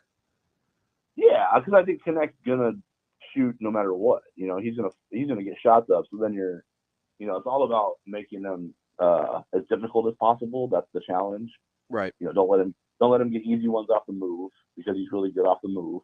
Man, he's not necessarily the ball in his hands and like get out of my way type of guy. He's a guy who's moving a lot. So you have to make sure you always know where he is. You have to be communicating because sometimes you're going to get blasted on the screen and he's going to be open. So you got to make sure your guy is there to help you. You can't give him great looks and let him get into a good rhythm because then you're not shutting that off. But Ziegler, I think, is the guy that can make everything go on both ends of the floor. So if you minimize the impact that he has defensively and with his playmaking and with his scoring, if you just like make that an average game for him, I think you have really good chances of surviving regardless of what Connect does unless he goes for 40 plus, you know what I mean? So yeah, I think the more challenging part is Ziegler because of the ways he impacts the game. Connect, like the plan to stop or limit Connect is probably simpler than it is for Ziegler. That's Matt DeMarinis from the White and Blue Review. Maddie, we appreciate your time as always, and let's just plan to talk next week when you're on your way to Phoenix. How's that sound? I mean, I certainly would like it. Pittsburgh and Detroit were cold, so I'm down for it. Need a little warm weather. It's such a long wait till tonight, Matt. And they've I'll kind of to been bed. on that. They've kind of been on that night game clock schedule, but waiting is miserable. No, all of us we were at Harry's Detroit last night watching games. We're like, yeah, we're all sleeping until like 4 p.m. That's not happening. You're just gonna go home. You're gonna go take a nap after this interview. Heck, 100%. Maddie, we All right, appreciate Maddie. you. We'll talk to you later. Have fun. Later, boys. That's our guy Matt DeMarinis from the White and Blue Review. Good stuff there as all. Yeah, I hate the late tip, and it's not just because so last night I wasn't a huge fan because I'm trying to I'm up till midnight, 12:30, whatever it is, and then you got a short turnaround of the morning show. And listen, we have cool jobs, so I'm not going to complain about that. But I don't just want the anxiety of waiting for Creighton to play all day. Oh, you're something else. What do you mean? Sorry, can you turn it off right away after the game? Like if there's a late game for Creighton and it gets over at like midnight on a Tuesday night, or you like I'm just gonna go to bed and just go to bed? No, I can't. Yeah, it's called Xanax. You should not take that more than a certain amount of consecutive days. Not that I'm, It's advocating for your health. Doctor prescribed. I'll do it. Should only give you a 10-day prescription. That's it. And I think that's the worst part of it. Like if there's a Raider game on like Monday Night Football, and Not that I'd know anything about Xanax. it takes me like an hour just to wind down afterwards. I mean, yeah. What time was it for me? Probably I don't know about 3:10 last night. That's early or late, depending on how you look at it. Yeah. No, I don't like the wait. I don't like the waiting around. Well, I'm just looking at this Harry's menu. Yeah. This looks fantastic. What is Harry's? It's a sports bar in Detroit. Is it? It's right on the corner. Yeah. Cool little building built on the corner. I haven't been to Detroit since 2005. This looks pretty amazing. I think I was in Detroit in the heart of it being like Detroit. Yeah, I remember one time. Was it Kugler I was talking to? It was whenever the Super Bowl was there with Bettis. Oh, yeah. So was it 2006? And he was kind of joking how they only plowed like a quarter of the city. Snowplow. Listen, buddy. He's like you reach this magical point in the street and there was like snow over here and clean over here. I was like, well, they've had some administrative issues. People took some money and kind of stole from the city, and Yeah, they've had some iffy leadership, Listen, but Freaking bats. the economic development in downtown Detroit is significantly better than it has been. they're trying. Yeah, They're trying, which I appreciate. You gotta appreciate you. I appreciate you. No, you gotta give it a go there. I don't know that I'm gonna book any vacations there anytime soon, but We're gonna be all right. I think it's probably a little better place. You to stay out spend. there with the bougie folks in Auburn Hills or somewhere. Yeah, maybe. Maybe I'll go check out Matt Stafford's mansion that hasn't sold yet. How in that? Well, you're selling to like 0.001%. See, that's what I don't of understand. Did we have this conversation, or was No. I talking to somebody else? I don't know. What's the conversation? I don't understand what these athletes are doing, building like $20 million mansions that they can't sell to anyone else. Well, you have to probably stay there. No, but I mean, like, okay, if you're not gonna, I don't think Matt Stafford's gonna make his permanent home in Detroit after he retires. Did you see the place that like? It's weird. I mean, you're right. Like, it's dumb. Yeah. I understand wanting to have a nice place, right? I get it, but you can't price yourself so far out of the market. Like, Patrick Holmes is gonna have to live in Kansas City forever with the place that he built. Well, I think Nelly had to eat his mansion, didn't he? Nobody ever ended up moving in there. Right, like Michael Jordan's mansion in Chicago is still for sale. It's been for sale for like 15 years because nobody can buy it. Who does the upkeep? Anybody? I don't know. He probably has to pay somebody to keep that place. He probably has to pay security so people don't break in. Like, I don't understand. Well, that's part of it, though. I mean, you have to have Well, who's squatting in the mansion? I mean, come on. I 100% would squat in Michael Jordan. You have to with everybody. It's not even plausible. It's got like the 23 gates and stuff. With I'm not saying squatting, but people like break in and mess with stuff. But Like, he probably has to have security. That's why you got to have security. You got to have a big yard. You got to have a big fence. You got to have. I mean, you got to have a big Prince's place. estate had security. Yeah, I don't understand. Like, how do you not think about it in the moment? Being like, yeah, I'm never going to, unless I want to live here forever. Like, you get drafted by LA or you get drafted by something like your hometown team or whatever. And you're like, hey, I'm going to stay here probably forever. Even if I get traded, I'm coming back. Right. But isn't it part of it though, too? Like, and obviously I've never been in the locker room, but like when you get those contracts, because we had our guy from the defensive end guy up in Minnesota. What's his name? That used to be with Buffalo. Harrison Phillips. Yeah, we had him on the air like 4 or 5 years ago, and we were talking about this exact same thing, but it came to cars. And he was just driving a regular vehicle, and he had to get a different vehicle because everybody in the locker room was giving him crap about it. And it's probably the same way with houses. Yeah, you know what's easier to get rid of than a house? A car. You know what you can do with a car? Selfish. Lease it. Yeah. Lease it. Then you just take it back when you don't want it anymore. I'm just saying they're probably in there going, my house is bigger than yours. So I got more rooms than you got. I've got a gym. I've got this. I've got, Is this a problem you run into a lot, Shane? Is you can't sell your $1 million apartment? Like, what's going on here? Wow, that was a little harsh. Shane, I wouldn't sit for that if I were you. I mean, like, what are we doing here? Go rent a nice place downtown next to the stadium and quit building $30 million mansions nobody can buy. Wow. It's not that hard. That's why everybody goes broke. Ravi here for chastising. We will be back.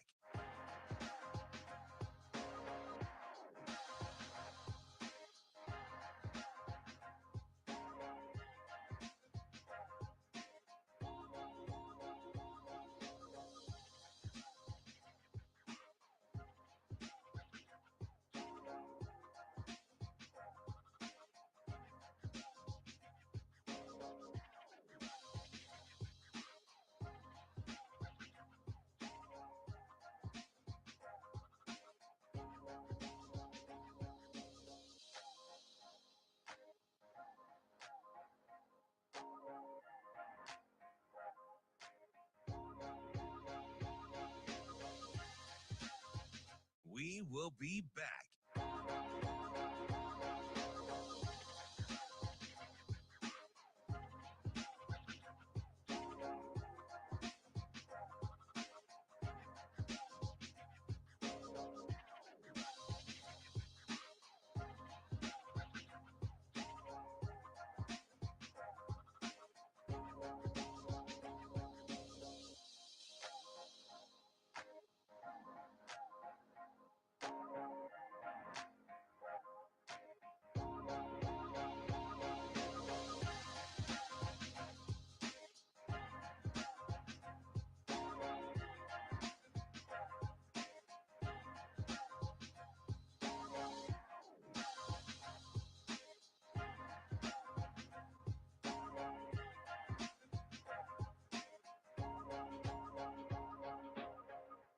We will be back.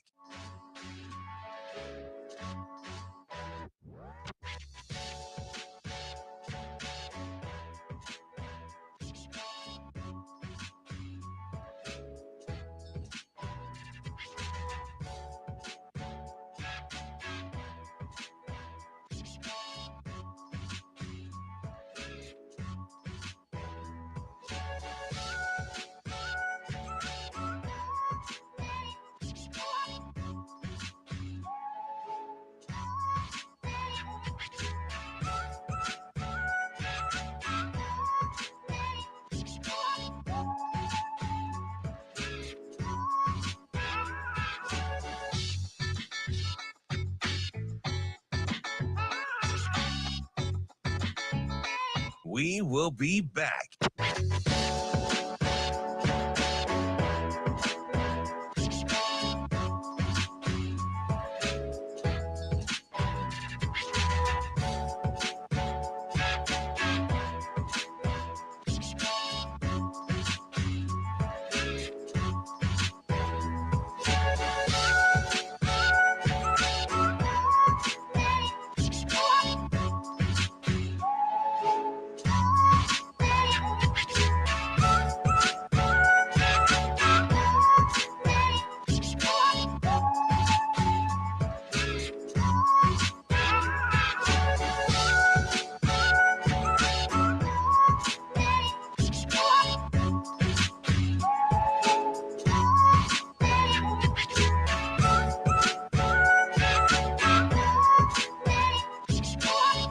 We will be back.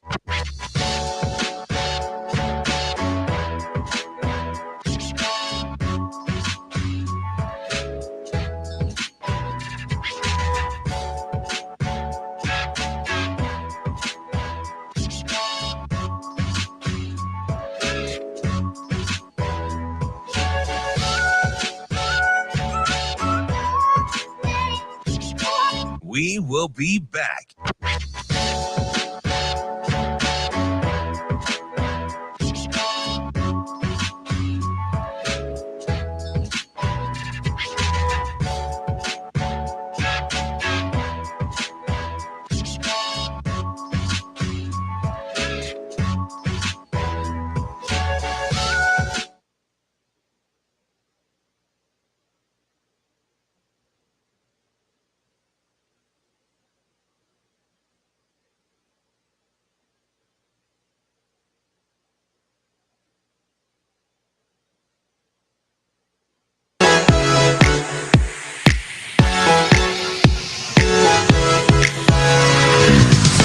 You're listening to Hurrdat Sports Radio. We're trying to be ahead of the curve. You saw the NFL adopted the kickoff. Remember we did that last year in the spring game. So like we're innovators over here. Now that'll go viral and people will be hating me on Twitter. But we're just trying to do something that make it fun. You know, I think, like I said, I hate playing golf. But the minute you say, "Hey, let's play a game," I become a different person. You know, like, hey, let's, never for money, of course, but like, hey, let's play skins or something. All of a sudden, I'm a different person, and that's the way our players are, right? They love to compete, and so we did it, and almost got a little too competitive at times. So it's been really fun. It was fun for the first day. We'll see how it continues if we have enough bodies to continue it.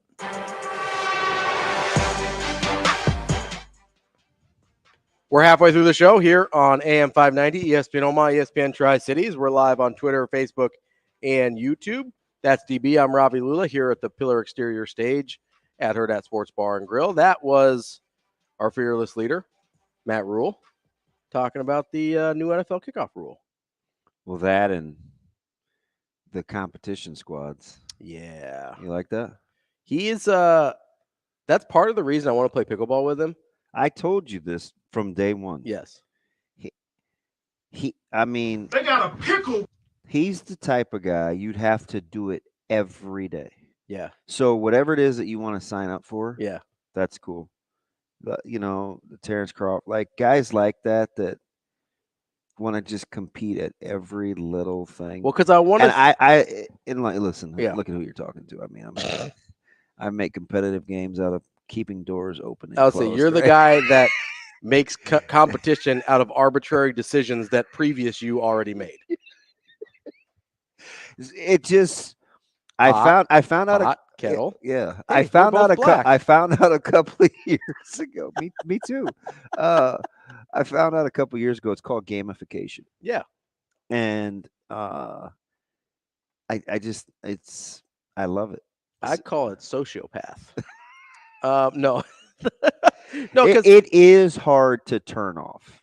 that's where it becomes like an issue. Right? It is very hard to turn off. The reason I say that though is A, it'd be a cool story, but B, I kind of want to see it happen. Like I want to see the switch. So what would you be? Would you be a rattlesnake, an old knight, or what are you talking about? The 3 names that he gives for the competitive squads. They're all the old. Oh, the bug eaters. Yeah. The golden knight. Yeah. Was the golden knights? Yeah. I'm a golden knights guy. I think it sounds cool.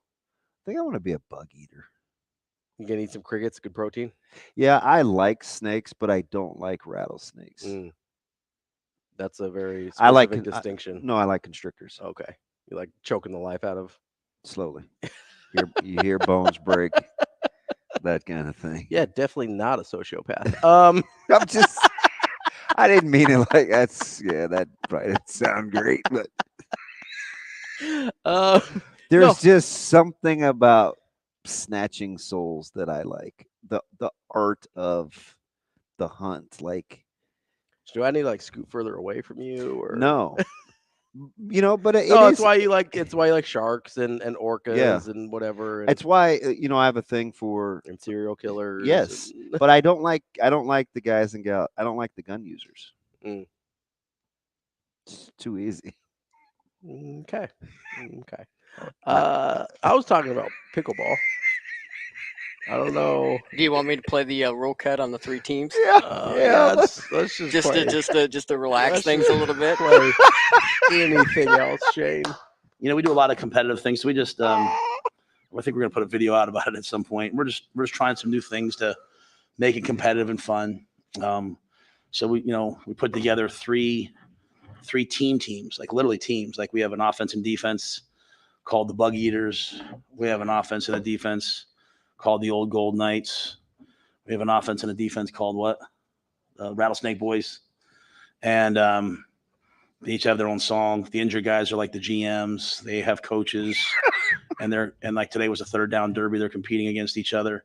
What we found with our guys is I was making fun of them out there. Like, oh, if I told you had 36 reps of 3rd down, guys would be like, oh, my legs. I say, hey, guys, we're going to compete. And they're like, run it back, do it again. Like these guys love competition. They grew up in an era of, playing Madden and playing Mario Kart, and they just love to compete. So I think what it does for us is it makes different players have to go against different people. It's not all we're doing, but it's one part of what we're doing. It's giving all 3 quarterbacks a chance to really captain their own team and move your team. And you have a lot of unique things to it, all different types of situational things, but just trying to really buy into what our kids do, our young men do well. They love to compete, so we're trying to make it into a spring league. I think it's cute how he tries to convince us they have 3 quarterbacks. Would you stop? I thought you would go with the Mario Kart. I actually was. People still play Mario Kart? So I don't know if they still do. I will say there was never a greater chance for violence in my college dorm room. Are you serious? I swear to you. Not from me, really. You're too old for that, aren't you? Or is it like that and I just missed that? No, it's like that. It's like that. Like, it is not uncommon that people will, break controllers over Mario Kart. Yes. I think they the more you know. Broke a coffee table at one point. I don't think we ever broke a TV. But the amount of vitriol that is caused by Mario Kart will end friendships. It is the closest. I'm gonna have to ask around. I didn't know that was a thing. It is the maybe it is. Just, I thought he was messing with me. No, maybe it's just for certain age ranges. And my age range is definitely in the sweet spot for Mario Kart, but until we became adults and some of us got a little goofy on our ideas, it was the closest thing to ending friendships that ever happened. Was Mario Kart. Unbelievable. It really is. Like, in retrospect, it's the dumbest thing in the world. I probably understood that real time also. And I don't think I was as bad as some of the other guys. It's a race game, right? Like, what is Mario like Kart? racing, not Yeah. like race. Yeah. Yeah. So, like, do you go around different obstacles and stuff? Not I mean, yeah, there's obstacles that you're just on a track and you do. It's like go-karting. Here's the problem. Yeah, it's like go-karting. That's Mario Kart. Okay. The problem is there's these kind of loopholes and stuff, and you can sort of cheat a little bit. And sometimes people will be like, "Hey, no shortcuts this time. We're doing the track normal." And some people will shortcut anyway, and then you want to fight them, and or like because they don't play by the agreed upon rules, or I don't know. You've got you've got the different shells that you shoot your opponents with, and man, if you get there's one specific shell that goes directly after the leader, and if you get hit with a blue leader shell and you're about to win that race, people lose their minds because you can hold on to them until like the opportune time. It gets contentious. Have you seen in the TikTok store, the old game package? Yeah, I kind of want one. Me too. Like they're pretty cool. But I have Tecmo Bowl. Do you? Yeah. So you have like an old school Nintendo? Yeah. I have Contra. Like I probably have. Did you have Double Dribble basketball? 18 game. I don't have Double Dribble though. Oh, so I had it doesn't work anymore, but I had an original NES and I loved playing Double Dribble basketball. So that was my jam. And I can't remember this because this was about 4 years ago when I got it, and I got it extra cheap. And I was looking for Double Dribble, and at that time, it was so expensive it wasn't even worth it. Yeah, I just happened to get it with the system that I got here, or that I got at the time. But yeah, it's one of those things that's super hard to find. We got Chris on the line here. I'm taking this call because it says "Go Jays" on it. Chris, what's going on, man? Hey, you know what? This is a big day. It's a big day. It's a huge day, right? Huge day. Come on, man. This is Omaha, baby. Come on. So, Chris, what are you gonna do until 9 o'clock? South. Hey, you know what? It's gonna be like this. It's gonna be like go Blue Jays. You know what I'm saying? You know what I'm saying? Shoot. Wow. It's gonna be like that. No, back to the line. It was like, shoot. That's what people say when they saw me, man. So that's what people gonna say when they know me. Shoot. What's happening? It's the Blue Jays, baby. Thanks, Chris. What just happened? That was the call of the day right there. What just happened? Chris may have just been getting off work and stopped at the establishment. Is he going to make it till 9? No, it doesn't sound like it. Wyatt, hang on the line there. We'll try to give the phone lines another try after this. Wow, go Jays. I don't know. I don't really know. I learned my lesson for just taking random phone calls because they say go Jays on them. Chris, we appreciate the call. Wyatt, hang on there. We will get to you. That's what you get in just a second here. That's what you get. That's DB. I'm Ravi. Lulla. You get some Hurrdat Sports Radio coming up next.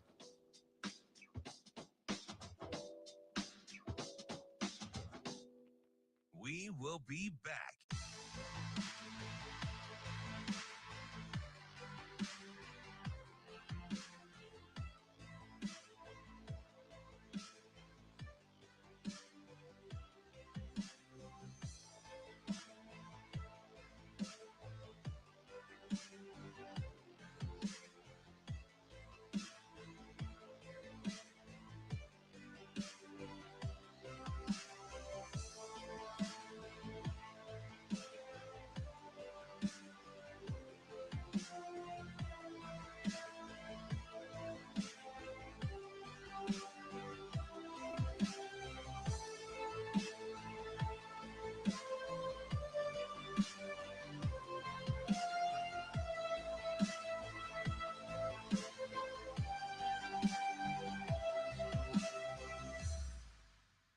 We will be back.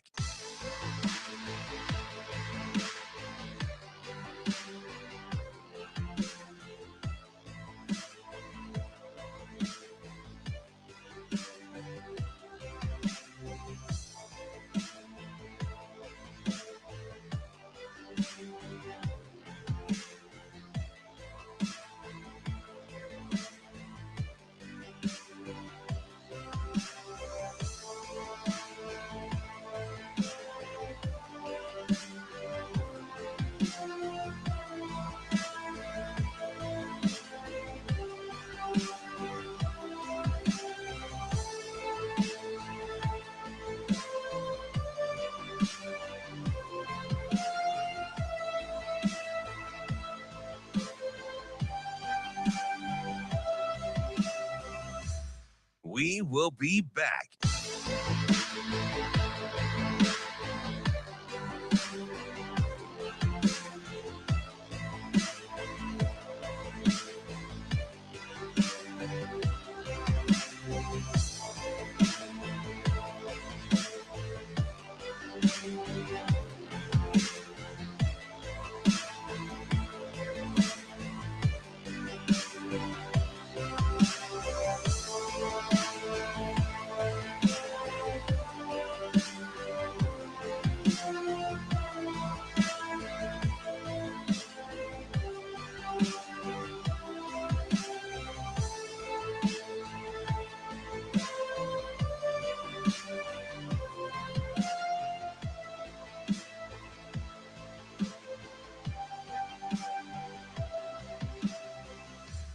We will be back.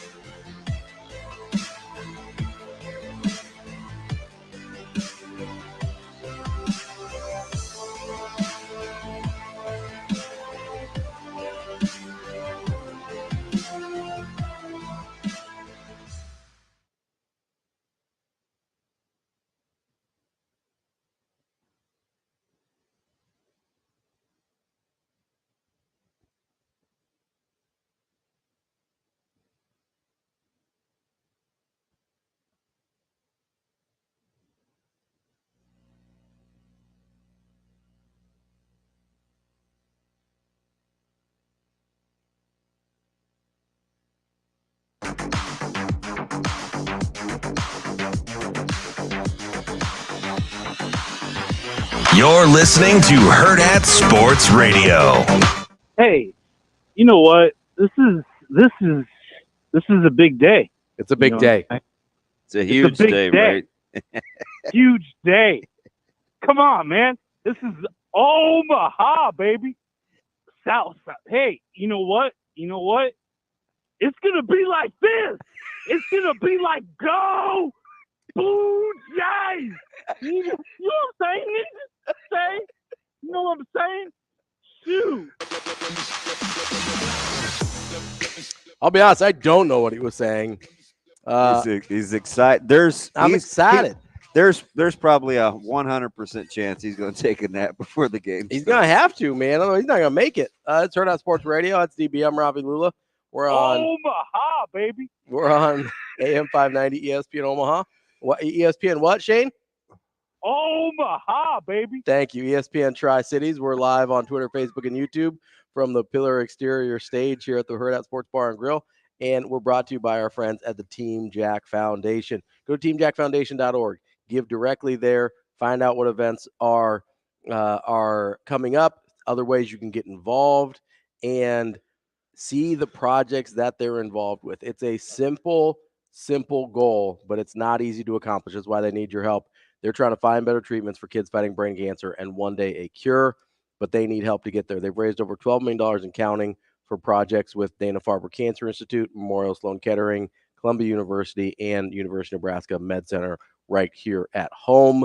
You can be a part of what they're doing and help find better treatments and one day a cure for kids fighting brain cancer. TeamJackFoundation.org. That was a unique phone call that we had there. Yeah, very much so. I appreciate the enthusiasm. Do you think that they should start those games earlier so we don't have to wait? Yes.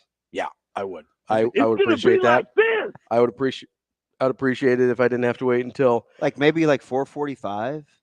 Yeah, and I know what I didn't understand you don't last have to double night, dip games. What I didn't understand last night especially was the latest game was tipping on the East Coast.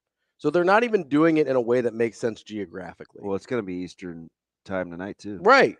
That's because the one last night was in Boston. Tonight it's in Detroit. Why are the West, at least in the West Coast games, it makes sense why they're starting late. I don't understand what we're doing. And I mean, I get it's for television and whatever, but the first 4 days of the tournament go just fine with games all day, during the day, whatever, like maybe we could start them at like 4 o'clock. You'd think. I don't think that's a big ask. Just glad. Thank goodness for the multi-view. Got the multi-view, got the multi-TV setups. We're rocking it. We have a lot of people with strong feelings about the video games. Yuri chimes in. How about GoldenEye? Yeah, GoldenEye would start some fights. I didn't play that. I know what it is, though. Yeah, that was an incredible game. Honestly, in the conversation for best video game of all time is GoldenEye. And that's not just me. That's a consensus. Okay. GoldenEye is for That's one thing that we agree on there. Yeah, totally. N64 GoldenEye is one of the best games of all time. Shane and DB here for never agreeing with Ravi. Yeah, I don't know what this guy. You guys just gang up on me all the time. I think it's more your takes. I mean, I think it's But we're agreeing on the GoldenEye. I take it personally is what I do. Amazing. And where do you take it at? Omaha, baby. Amazing Daniel has showed us the setup of some of his video games, Space Invaders. I think we got Galaga in there as well. A little bit of, I think we got some Pac-Man. Have you ever seen those at like, you go to Nebraska Furniture Mart and you get the little like arcade deals? Like mini. I've seen those. I really want the NBA Jam one. You'd probably never leave the house. Yeah, probably not. I'd have to do the show remotely. NBA Jam has some addictive components. I love NBA Jam. He's on fire. Used to go over to my cousin Danny's house, and Danny and Neil play a little. We go play some backyard basketball, and then we go play NBA Jam. Good times. Where do you think he's been? Where do you think Chris has been already? Off work? Go! Blue Jays! I don't know any establishments where you can get libations this early. Not sit inside, but you can go to any store. They don't sell them this early, do they? Or is that just Sundays? It's after 6. Oh, okay, just Sundays. They don't sell it till noon? I don't even know if that's a thing. It used to be, right? Fudge. It used to be on Sundays. They didn't sell till noon. I don't know if it still is. I think there's something just wrong about buying alcohol on Sundays. I don't know. Well, I mean, how are we supposed I don't know, because that's how else are you supposed to take communion? You got to go get your wine. Who's going to crush my grapes? You know what? He could have stopped at Casey's or Quick Trip. Let's get back to the phone. You know what I'm saying? Maybe we'll have a little bit more hinged call here with our guy Wyatt. Wyatt, what's going on, bud? Wyatt, you there? Yep, I'm here. Hi, Wyatt. How we doing? What's up? So first, Damon, out of the way, was there any Asian food that reminded you of me before we get things out of the way? How about some Hunan chicken last night? Oh, where's that from? Rose Garden, maybe? Omaha! I mean, I'm Korean, but, that's cool. Wow. I'll never get it right unless you sit down and give me the tutorial. You know what I'm saying? I just wanted something that was really cheap and was all meat. Like, I got no vegetables, and I didn't have to pay for it, so it was great. And $2 extra chicken. Yeah. So I basically ate a whole chicken for $13. There is a rumor that eventually that one of the national Korean barbecue chain places where you grill it at the table is supposed to become in Omaha at some point. But until that happens, we have to wait and see. You still won't help me with my Bulgogi game, so I don't know if we're going to still be talking by then. Well, first you got to pronounce it right, but Can you pronounce that for me, Wyatt? Bulgogi. Okay, that's right. There we go. But well, even that. But my Korean friends probably tell me that I sound not Korean, and I'm saying that. But anyway, that's all right. No, Asian Wyatt. Like I was at the doctor one time, and this dude, he's there drawing my blood, and he asked me what my name is or whatever, and he's I think he's Pakistani, and he tells me that I don't pronounce my own name right. He's like, he goes, oh, you must have been born here. And I was like, yeah. And he goes like, yeah, you say it Ravi. And he goes, it's supposed to be Ravi. And I was like, yeah, my dad's not born here. And he says Ravi. So I'm going to go ahead and ride with that, bud. So I've been there. I've been there, Wyatt. Oh, yeah. There's just these moments. I don't have any idea what's going on. No, we're doing a radio show. So what do you got for me with the video games, Wyatt? I mean, I know you probably got to stick to sports here at some point. Not really, no. No, my story for my group, it was Street Fighter 2 that caused some problems. Yep.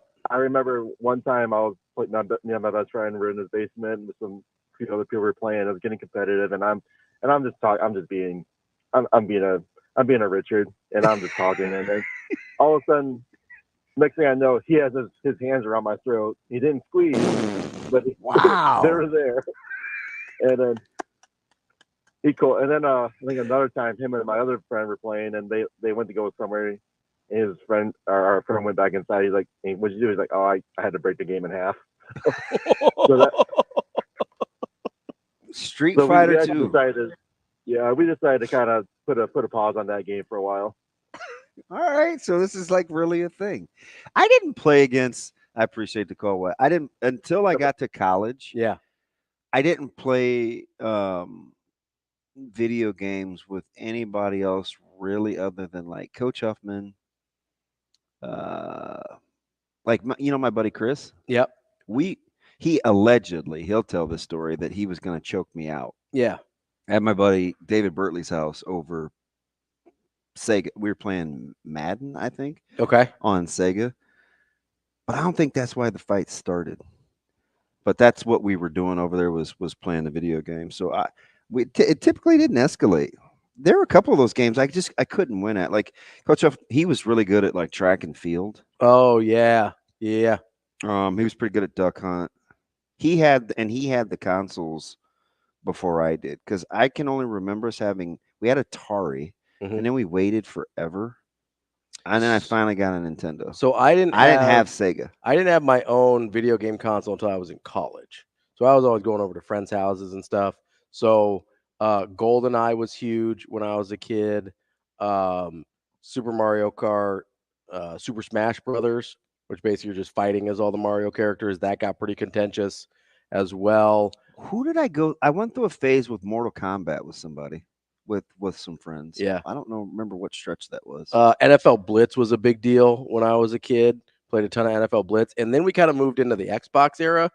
And we would go like Halo was a big deal when I was in high school. Those were kind of the main ones. I wasn't that good at Halo though, so I had really fun with it. So the only real games that I liked that weren't sports games, I can remember Contra. Mm-hmm. I like Zelda.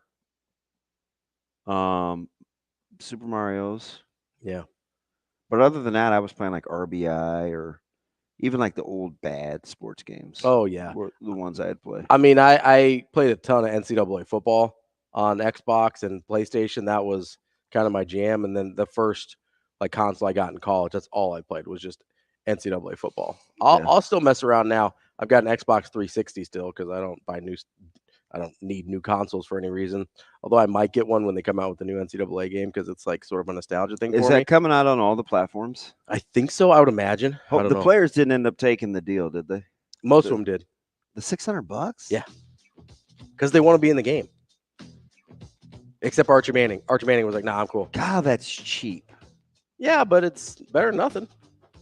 And you get to be in the game. They literally just want to be in the game.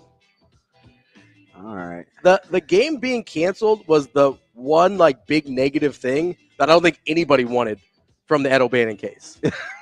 It was like not the game. It was the one side effect that we were like, oh no. It's like I want these guys to get paid, but Ed, can we reel this back a little bit, bud? Back it down. Coming up next, we got Mike Sautter from Hurrdat Sports here on Hurrdat Sports Radio and 590 ESPN Omaha, ESPN Tri-Cities. We will be back.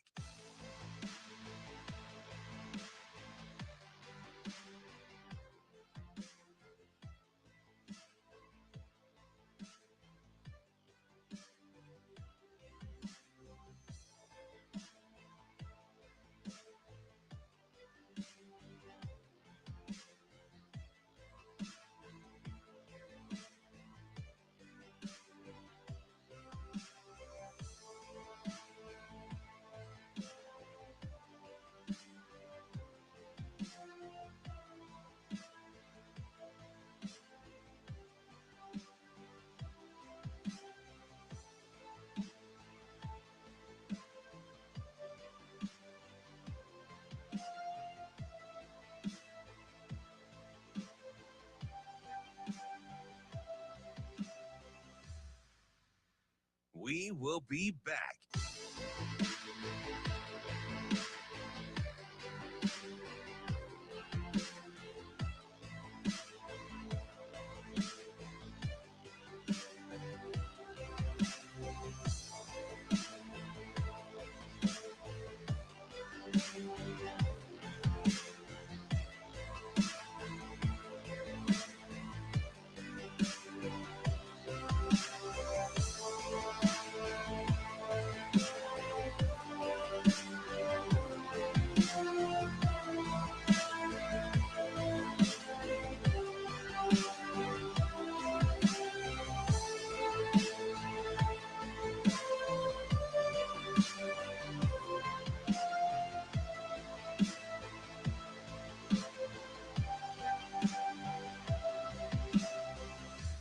We will be back.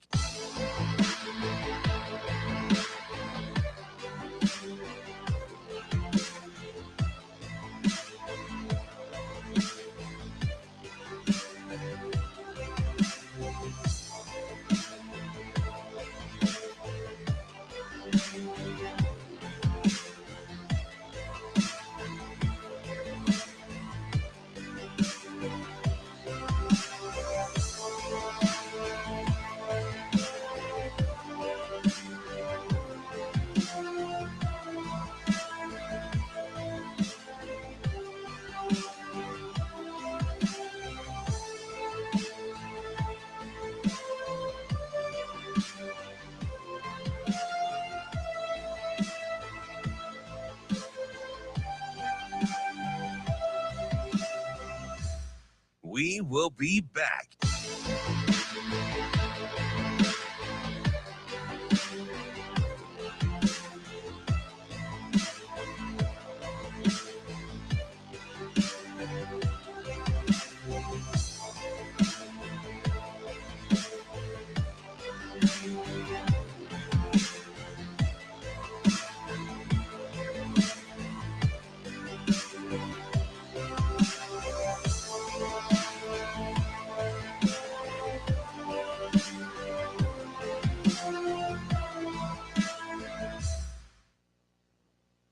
It's going to be like this. It's going to be like, go, Blue Jays. You know what I'm saying? You know what I'm saying? Shoot.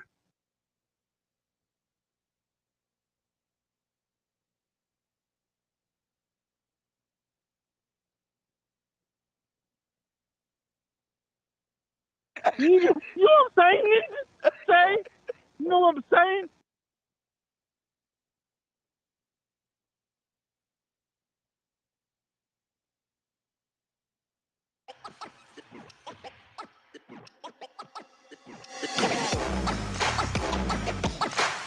You're listening to Hurrdat Sports Radio. Oh, yeah, no doubt, no doubt. Mike Sautter. Yeah.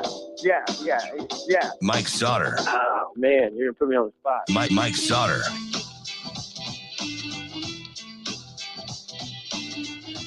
Kicking off hour number 3 here on Hurrdat Sports Radio, AM 590, ESPN Omaha, ESPN Tri-Cities, KFOR in Lincoln. Shane, can you send Sautter a link here, bud? You want to see yourself on stream, or you want people to see you on stream? We want to see Sautter on stream. We're live on Twitter, Facebook, and YouTube as well. That's DB. I'm Ravi Lulla. That's Mike Sautter. Can't even hear myself Here on the Pillar Exterior stage. I don't know. Is that better? Nope. How's this? A little better. There we go. Check. 1, so 2. He must be 3. I ain't got no link. Uno, dos, tres. I sent it last night to you, but I'll send it again.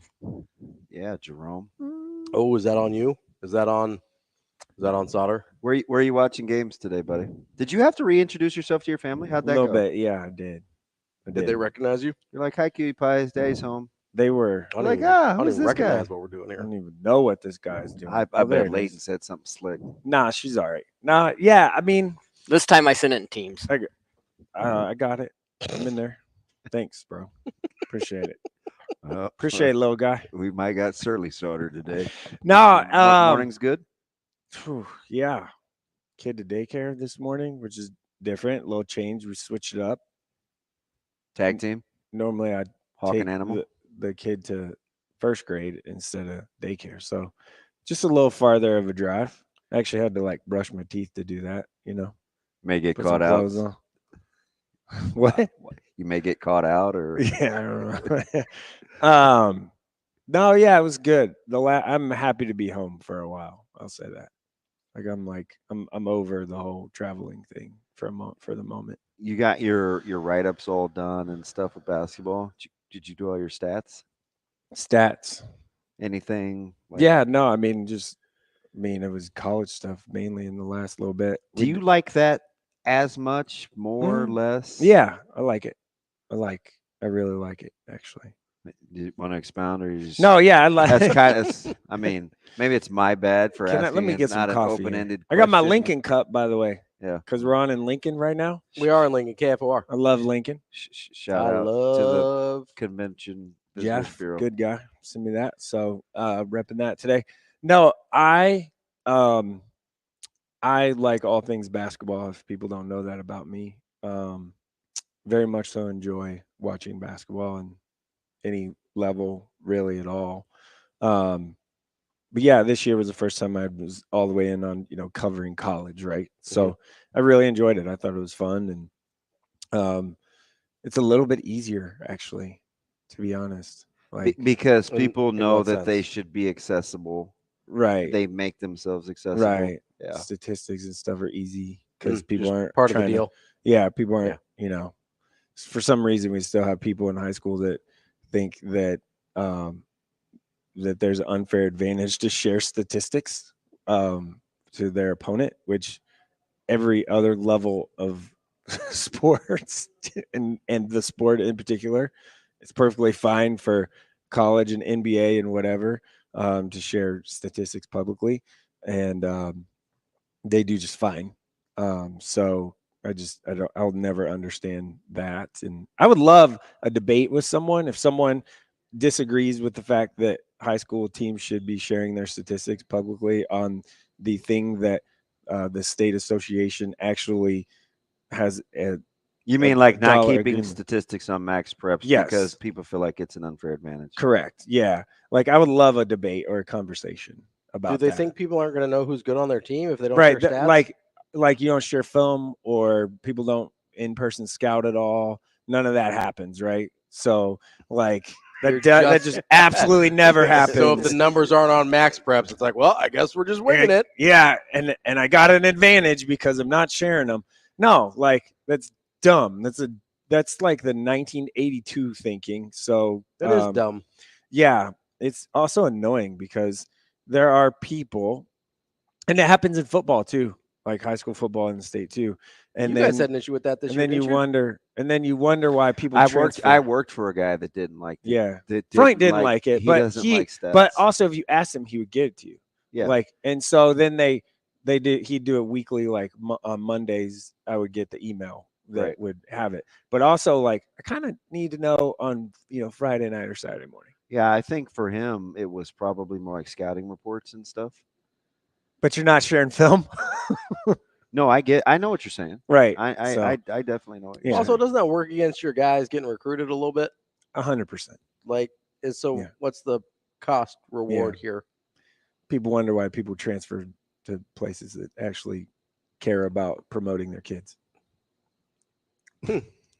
Interesting. Just saying. Wait, so we had gone 5 minutes. I'm just, but is that not true?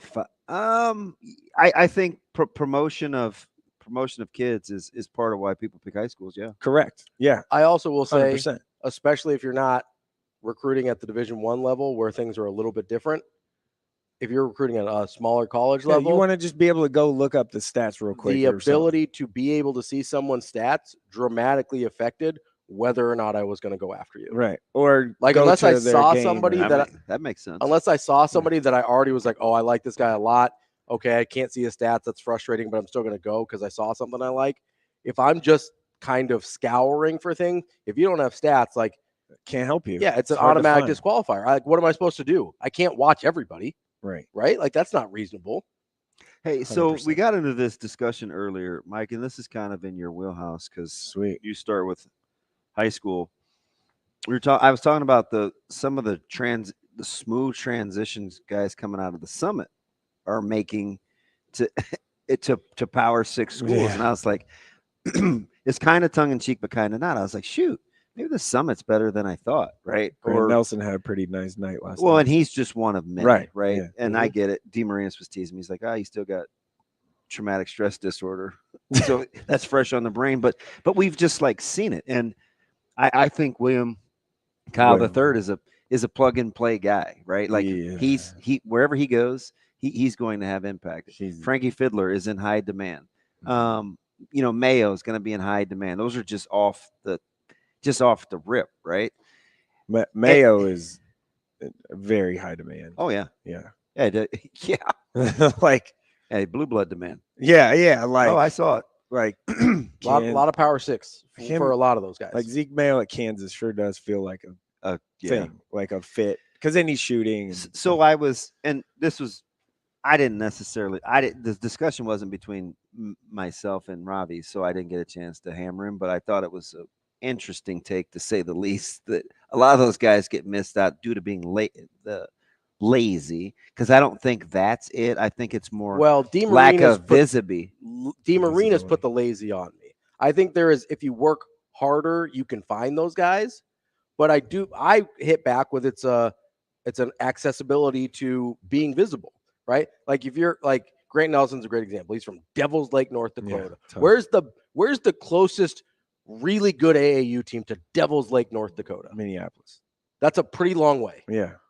So is he driving to and from Minneapolis all the time? That's what I mean, right? Yeah. So like if that's the situation you're in, right, then that's an accessibility issue. And yes, if coaches were really grinding and doing whatever, like they probably could have found him anyway.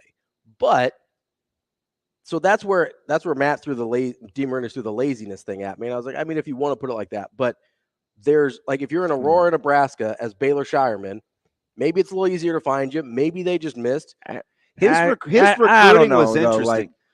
Baylor played on a pretty dang good AAU team. Yes, he did. That like had a bunch of eyeballs on them a lot. And he committed early. Yep. And so I said he was a little different. That one's a little. Sure. I get it. And Baylor's always gonna have a chip on his shoulder because that's just who he is. But at the same time, it's like he committed like in the spring, like before that junior senior year, spring summer AAU stuff. He committed way early. And yes, South Dakota State was the only school to offer him. How about instead? At the time, yeah. How about instead of like hammer people for not noticing him, how about you give credit to South Dakota State that found for him? Noticing him, or North or whatever, North Dakota State with Grant Nelson. I get that. That sounds cool, but when it's only one, it's more of an indictment on everybody else. Well, everyone else than it is the good to SDSU, because SDSU is good. That's a really good quality program. Why they win all the time. It's not like. I mean, they're doing something out of the ordinary. I mean, it's just what they do. And people knew. I mean, like, Omaha could have or whatever. Like they didn't offer him, and they knew who he was. Trust me. So this kind of was birthed out of this whole philosophical recruiting thing that we were having with Omaha, with mid majors, and it started with Omaha when Frankie hit the transfer portal, and we were talking about like the recruiting kind of ideology and where it could go if you want Omaha to be like a player with so many good local area talents, because look at all the guys playing everywhere. Yeah. Well, and I brought up. We're talking about miss. There's been a lot of misses. You were pretty bothered by the fact that I just don't know how you can sit there at Omaha and continue to watch guys from your city beat you in your league. Yeah, that's a tough pill for me to swallow. A little tough. If I'm the coach there, or if I'm part of that athletic department, or if I'm just a guy who wants basketball in our state to be good, which I am, by the way, I want Omaha to keep all the guys that are going other places in the Summit League and go win the Summit League with those guys. How hard do you think it is, Jerome, to set a culture? Whatever. I've been called way worse. It's just habit. It's just it's fine. To set a culture where you're going to be a training ground. It's hard because that's exactly what the Summit League and leagues like that have turned into. So because in turn, I compared it to JUCO. Because in turn, don't they want to go get more ready-made guys? So they're not as willing to go through the development thing. So it's kind of It seems like a catch-22. Yeah, it's kind of like the minor leagues now. I mean, that's the best comparison you can make but they're not in your system, so it's not like the minor leagues because, like, you know, you have storm chasers and those guys are kind of just waiting their time and developing and whatever, but they're not in the same system. It's more like it's more like Moneyball, where the A's would develop people and then the Yankees would go buy them out. Yeah, like 100%. That's what it is. That's 100% what's happening.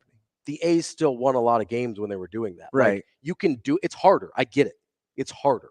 You just have to adjust. Like, but there's a way to do it and Adjust. be successful. What would you recommend? Well, somehow there has to be some sort of regulation around the agents, quote, air quotes, using agents because, you know, not, you know, advisors, agents that are guys that train kids that because I train you or I do train you, you get to use my facilities. So I think I should be. I've got some ownership over it. Yeah. Or there has to be a little bit of kind of that, but there are like people that say they're actual real agents that you've just kind of never heard of that are pulling strings behind the back, you know, like, I mean, coaches would call me in January about people that are in the Summit League.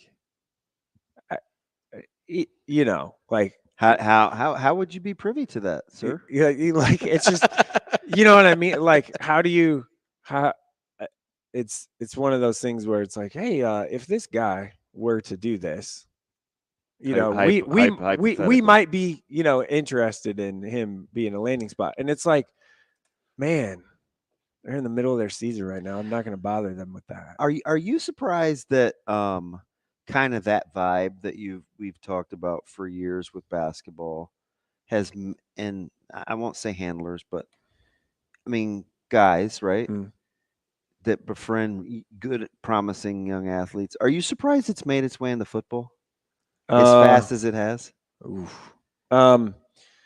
Not necessarily because of the birth of 7-on-7. Yeah, because we have it. You know, we're behind the times when it's 7-on-7. Like state of Nebraska. Yeah, state of Nebraska. Yeah. We. I mean, it's been late to the party. It's been a 5, 6, 7 year deal, and that's been going on for years. Other places, yeah, like holy cow. And then Latcher's honors. You know, like I'm kind of surprised it didn't happen faster, to be honest with you. Like it's a little like people see opportunity in kids, trainers, right? They see opportunity to advance themselves, whether it's, hey, I trained this kid, now I get a better job, or hey, but I think that's more ego though, because they're not getting a job, right? No, like, but they still hire think they are.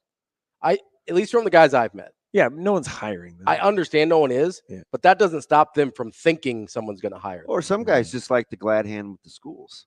Yeah, and that's all. Like, just they feel important. Yeah, it's an ego thing. Yeah, 100%. They feel like they have a sense of importance. It's an ego thing. Yeah, that's fair. Yeah. So don't you think that because you kind of see it in like parental behavior too, do you think it's been expedited because of all the local success over the last handful of years? Yeah. Yeah. That's what parents are. Why not my kid? Why don't, you know, all of that. And it doesn't always have to be a negative. I'm just saying, you know, it's like, gosh, there's so many opportunities out there. Who can I get? So then they kind of, it's not desperate, but they're looking for people that can help get them where they want to be. So you're kind of so they believe people that maybe don't have the actual true best interest and more interest for themselves. So speaking of where people want to be, let's get down to brass tacks here. Where's Chucky Hepburn going to go? He's not in the portal. He's not. Is he going to be in the portal? I literally just talked to him. I will tell you, I don't. Do you think he's going to be in the portal? Oof. At the beginning of the week, I was like, no way. And now, did Store change your mind a little? Probably a little bit. Mine too, a little. Yeah, but he is the man there. Yep. And like they love him. The fan base loves him. I mean, and if we're just putting 2 and 2 together, I mean, Frankie's not going there if Chucky's telling him he's leaving. Right. He's not visiting. Yeah. Sure. Well, okay, here's the deal with that. Visit or not visit. Yeah. Right? Whether you're going to see your buddy. Yeah. You call it. Yeah, it was. They were already going up there to hang out with him. I understand. And, like that was already planned. And then now, so Frankie and a group of friends. So we're going to see their friend just hang out in Madison for the weekend. And then when the staff at Wisconsin found that out, they were like, all right, well, let's just turn this into a thing. And they did. And hey, the only way that like those two go together would be at a Wisconsin. I'm 100% like the whole like those three with William Kyle. I never understood that though. The other option now Nebraska they would do that. Well, they could for sure do two. Yeah, and they would probably fit. Yeah. So, but I think if the three of them are actually going to because William Kyle the third is there tomorrow or Monday. Nebraska Monday, yeah. Mm-hmm. Buzz Williams is at his house probably right now. William Kyle's, yeah. So on an in-home, and then Wake Forest is having doing an in-home. Watch Texas A&M, he seems like he would fit. when I say plug and play, I mean plug and play. I mean, am I crazy to say like if Kalkbrenner left Creighton, like he'd be a good fit at Creighton? Right? Yeah. And I don't know if Kalkbrenner's staying or going. I really don't. I bet it's 50-50. Yeah, I think there's a chance he's staying. But and here's the thing, I think I can safely say this, and you'd agree. He's still only going to get better. No, yeah, he's not even William Kyle. Yes. And I'm just saying, where is a place that we've seen big men get aggressively better? Like listen, William Kyle's effective field goal efficiency rate was 94%. Yeah. That's incredible. I'm just saying, if you want to be the best big man you can be, Creighton is the best option. And his upside is it's unreal, believable. He still can't shoot a free throw. So hey, that's a skill he can work on. No, I know, that's what I'm saying. We'll figure it out. Like there's things like he needs to get better. Yeah, like he 100%. Shots making a shot outside of 4 feet is probably that's a challenge. But in the meantime, pretty good at what he does. In the meantime, he's pretty good at what he does. Freaking Dennis Rodman, right? Like that's what he is. Like shot blocker. Maybe even more above the rim. I mean, he's can catch lobs and stuff, but he looks rim runner, shot blocker, he looks fantastic now. Yeah, he looks great. He has these muscles. Yeah, And when I saw him in Sioux Falls, I was like, this is a tail end of the season at Omaha. I'm like, he looks fantastic. Yeah. The body's like just their bodies changing. Mm-hmm. I think is part of it, but the whole seamless transition to Power 6 schools has got me like, and 3 of the more coveted players in the portal are coming out of the Summit. Yeah. It was wild, right? Not wild. And where were they before the Summit? And there's good play. I know what you're. Where were they before the Summit? And I'm just saying. And there's good players available in the portal. You have Mashburn. Like there's a lot of. Doug McDaniel's good, even though I wouldn't want to be his teammate. But Doug McDaniel's good. Yeah, so. you've probably watched him for a while now, So like in the summers too, right? So bad. Yeah, like he's good, but good. I wouldn't want to be his teammate. I'm just saying. Omaha couldn't have used any of those guys in their backyard. Wait, we're gonna have this conversation about Jaden Jackson in a year or two too. So we're gonna have this conversation about Jaden Jackson. We're gonna have this conversation about St. Thomas. I'm gonna have this conversation. Yeah, St. Thomas is one. Watch out! Like I'm gonna have this conversation. St. Thomas has listen, like that's an under the radar like cat right now that he's got a lot. I am going of people coming out like big like. No, I know. I'm going to have this conversation about every damn guy that comes out of Omaha. I'm gonna say this about St. because we can't be disingenuous, right? We can't just fast forward to the good stuff. A lot of the late emergence is on St. deciding, hey, I can be. Yep, yeah. I can put this behind me. I'm ready to move on. Mm-hmm. I'm ready to go now. I've exhaled. Now I'm gonna go get it. It's not like he's talked about the mental health. Yeah. I don't want to make it seem like people were just overlooking this guy. A lot of people just didn't know how much he wanted to do, or if he wanted to play. Mm-hmm. Now he went and got his body right, went and got his mind right. For whatever the reason, he still looks like he's growing. He's on like draft board stuff. Like I'm just saying if you're at the Summit level, right? You're at the Summit League level. I get that there are question marks around St. I can say, and you can ask Jacob, because I know you've been you've been on this for I've loved years. Saint since he was in high school. No, I get it. Right? Yeah. So I'm a St. Thomas guy. But what I'm saying is when you're at the Summit League level, you're not getting perfect prospects. You're going to have guys that are like, hey, this is a question mark I don't know about. So this is a question mark I don't know about. So the problem is, this is what I'm asking you guys at the same time. And I still didn't get a great answer, maybe because it's hard. But if that's your philosophy, and you know that you're going to be a rent for somebody else to own guy later, those two worlds don't mix. You can't say to yourself, hey, you know what? There's some imperfections here. I'm going to need X amount of time to maybe work on this, this, and this. And then by the time you start to reap any sort of those benefits, those guys are out the door. Best case scenario, William Kyle. that's the William Kyle is that exact example gig, you said, though. Damon. That's the hardest thing is about hard, it. but that's the gig. Is because listen, at the Summit League level, at the D2 level, at the NAI level, there's no perfect prospects. There is, hey, I like this guy, but it's can you deal with whatever the but is, okay? And then, yes, best case scenario, if the but doesn't matter, then you get him for 3 years tops. You get him for one developmental year. You get him for one pretty good year, and then you get him for 1 year that sends him off to a high major. That's the best case scenario, and you have to be okay with that. Otherwise, you're probably not going to win very much. I don't know, like here's something. Northern Colorado has bought into that the last 2 years of knowing that, hey, this is a pit stop, and they've been actually pretty good. So what? So what Connect. What did he just say that I said you had to do that? You have to have a mental. You have to say it out loud. It's hard. I am saying it out loud. It's the super hard. School has to say it out and loud. I'm saying it out loud to Omaha. But remember, the caveat that I talked about last week when we started this was you have to have a couple of those claim to fames just to go with the words that you're saying. Right. Hey, look, we did it with. Hey, look, we come did here. it. We can get you to where you want Then to go. you can start to say it out loud. Everybody starts at zero at some point. You have to buy into that's who you are. Like And South Dakota State kind of bought into like knowing, hey, we might lose some of these guys. Yeah. But guess what? That's better for us long term. Right. Because then we get the better versions of these guys that we already got. Yeah, coming out of high school. Yeah. I'm just saying. Yeah. Town where a I lot of can these guys sit are. here again if you need me to. I got nothing. Town where a lot of these guys are from could do that. That'll I'm just work. saying. We will be back.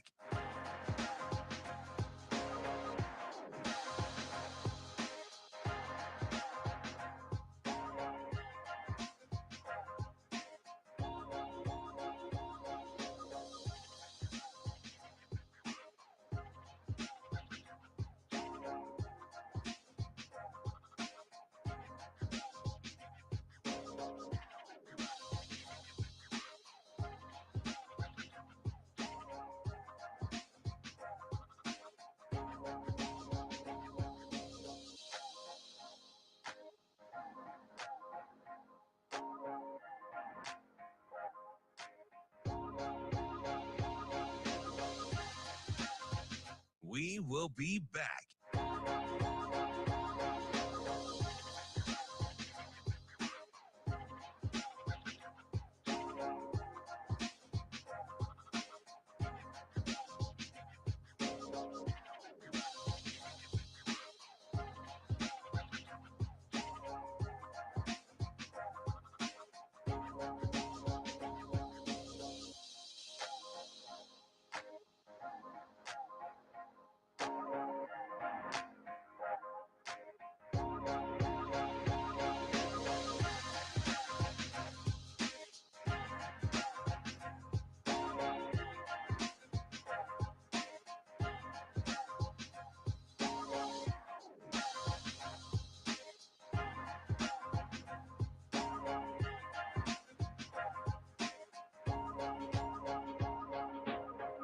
We will be back.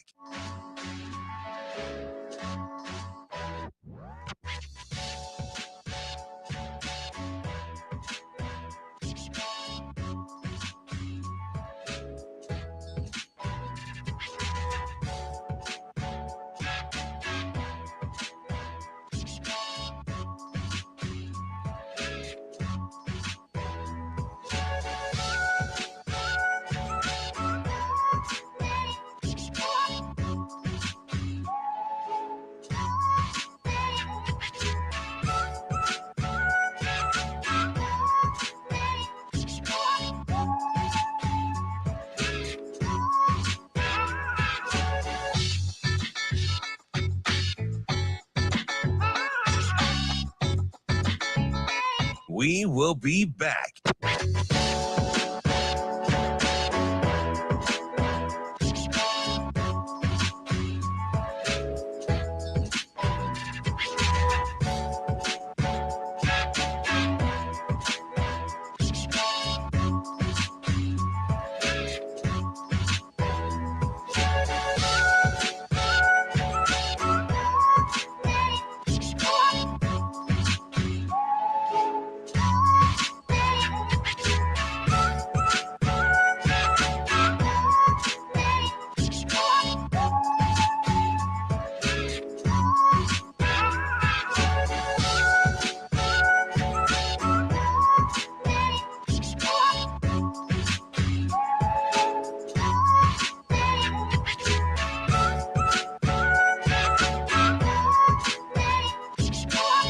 We will be back.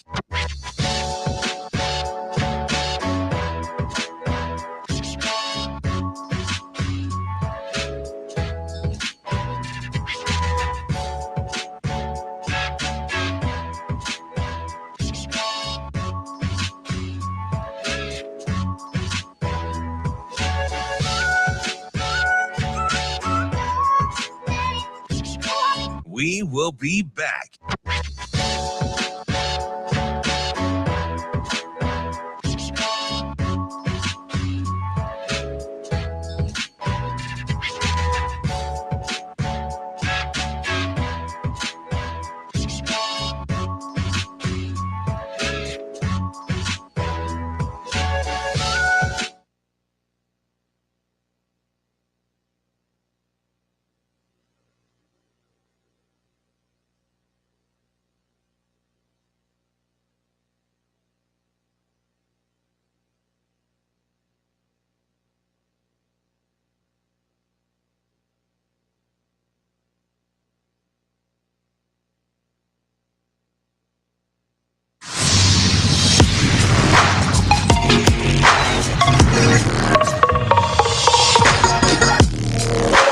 You're listening to Hurrdat Sports Radio.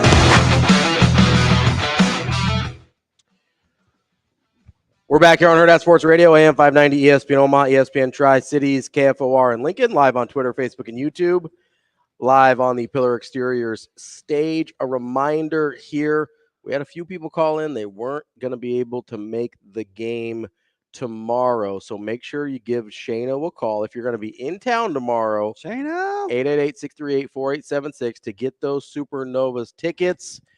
We had some people miss out because they're just not going to be around, so make sure you give Shano a call, 888-638-4876 to get a 4-pack of tickets to Omaha Supernovas tomorrow night. Reminder, our friends at Warhorse Sportsbook, Warhorse Casino, you got your prop card challenge. You've gotten your entries in. All you have to do now is validate those entries for the prop card challenge and make your picks starting April 1st. Out of 25 prop questions, if you get 18 correct or more, you're eligible to win free cash and free prizes. $100,000 prop card challenge is for the semifinal and final games of the tournament. So you'll be able to start making those picks on April 1st when we know who is in the last 4 of the tournament. That's Warhorse Casino. Go to warhorsecasino.com for a full list of details and house rules. Warhorse Sportsbook, no bets, no glory. Michael Jerome Sautter staying with us through another segment here. Be honest, I don't even know where that came from, because it's how you just act. happened. You act like a Jerome. I don't even know what that means. I stuck with that. What does that mean? Nobody knows what it means, but it's provocative. It's all in my head. Yeah, I can think With about arms it wide over open. and over. Oh, don't do that. Creed's terrible. I don't know why. Best band ever. I was dear baby Jesus. I was gonna F-bomb right there. Don't do that, Sautter. Just like, would you just bleep it out? It's fine. Would you? You're not gonna get fired, I don't think. Would maybe? Would you F-bomb if your New York Jetropolitans draft Brock Bowers? Maybe, because I'm resigned myself to the fact that we need a tackle, even though we got Tyron Smith. It's a pretty good tackle. You did good work with your offense. Yeah, the offensive line, Morgan Moses. Like, we got the 2 Baltimore guys. Like, what's Baltimore going to do for offensive line? I don't know, but Derrick Henry and Lamar Jackson's pretty good. I'm not that guy, though. Oh, really? Right? You know why? Just run the option. Because they run they like run the ball anyway. Yeah, it's it doesn't not matter. like so. What difference does Gus it make who the guy is? Hey, Gus Edwards can run the ball. Do you know what I mean? Yeah. Whoever can run. Like that's my philosophy. It's not like they're all of a sudden going to be good at running the ball. Yeah, they were now. already good at running. They're the ball. already good at running the now ball. they might. Yeah. I mean, You might think be you think are you think they're going to be exponentially better? Where exponentially no, where they win in the playoffs? Marginally maybe, but I don't know if that makes the difference. I don't know who's going to block for him. That's all I'm saying. Well, that's the problem. We I just took don't- the- I we don't- took their 2 It best didn't offensive move my linemen. needle. I'm like, they already tote the rock. But if the Jets take Brock Bowers, I'll be like, oh, all right. Are you? No, I won't be like, yes. I mean, I'll be happy because he's he's really a good good. player. Really good. outside But of it's a like quarterback or a wide receiver, because you can have too many of those, especially ones. Mhm. Are you a best available or a needs guy? at 10, where the Jets are going to draft. In general. Oh, Draft philosophy. Well, you know, the Jets normally draft in the top 5, so that's been need. That's the bad thing about Pittsburgh being middle of the pack. That's why they're middle of the pack. Yeah, it's because you're always drafting in the Perpetuating middle. cycle. Hey, we've drafted in the top 10 for my whole life. Still very bad. And still very bad. And not in the middle. Might be a Woody thing. We also took Will Johnson & Johnson. Yeah, don't. Curtis and Leon? Will McDonald better turn out. Wow. That's all I know. Will McDonald needs to turn out. Are you a best available or best available? Not even answer the question. Best available is what I would always go with if I am not, if I'm not drafting in the top 7, 8. If I'm like 9 through the end of the first round, I'm going best available. I would probably put left tackle in that as well. Yeah. If you have a cornerstone left tackle, I That's think you unreal. could pass on a franchise cornerstone left tackle. You don't want to move that guy to the other side? Have 2 really good tackles? That guy probably doesn't want to move to the other side. Yeah, that's the problem. I get that he doesn't want to. because the money's a lot. It doesn't. different. I mean, you got to. If you draft him in the same spot, you're paying him no matter what. Yeah, it's true. Now his net contract, I don't know what it looks like, but if you draft him at 9, whether he plays left tackle for you or right tackle for you, he gets the same amount of money. But that's with the Jets this year. They did very well in free agency. A lot of Tyron Smith's injured a lot, and he's old, but he's Hall of Famer.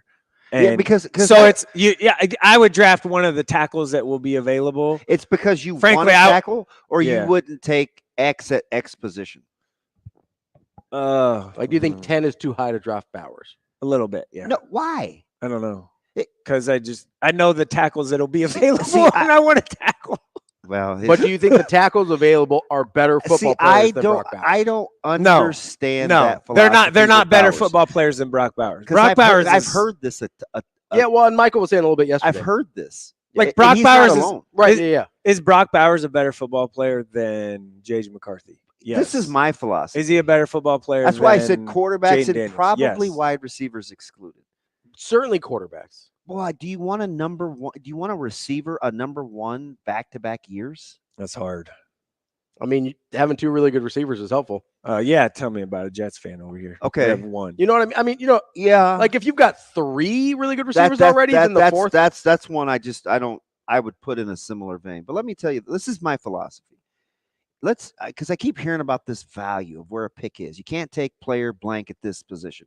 You can't take a guard first. Let's just use guard. You can't take a guard I'd first. love to take a guard Listen, first. All the time. this all is my philosophy, and maybe I'm way off, so I'm listening. But if I get a guard, the slots, it's slotted anyway. Yeah, the So if you're pay doesn't thinking, matter. Yeah. Gosh, I can't pay a guard. It doesn't matter. $25 million, but this is his rookie salary. What difference does it make if that's your guy? If you're paying him $9 million because versus you're $6 still million paying a top tier guard less money than the than top tier the rate. league average. Yeah. So if Because I the go top guard in the league makes about $25 million a year. I looked it up yesterday. So if you're paying him $9 million as the number 1 pick, that's you're a deal. winning. If he's good, assuming he's good. bigger crapshoot, quarterbacks or offensive linemen? Definitely quarterbacks. Okay. Hey, I know this. When Quentin Nelson was coming out in the draft, So let's take Brock I Bowers. was like, give me that guy all day. And So he's turned out to He be is pretty shutting damn out good. our cords. Do you? Sorry. So let's take Brock Bowers. Do you have more confidence that Brock Bowers will have a good NFL career more so than It's not JJ that. McCarthy? It's not that. What? The question you got to ask yourself is, will they get to their second contract with me? With the team that drafts him? Yes. So with the team that drafts him, do you think Brock Bowers, let's say the Jets draft him. Let's say Brock Bowers goes to the Jets at number 10.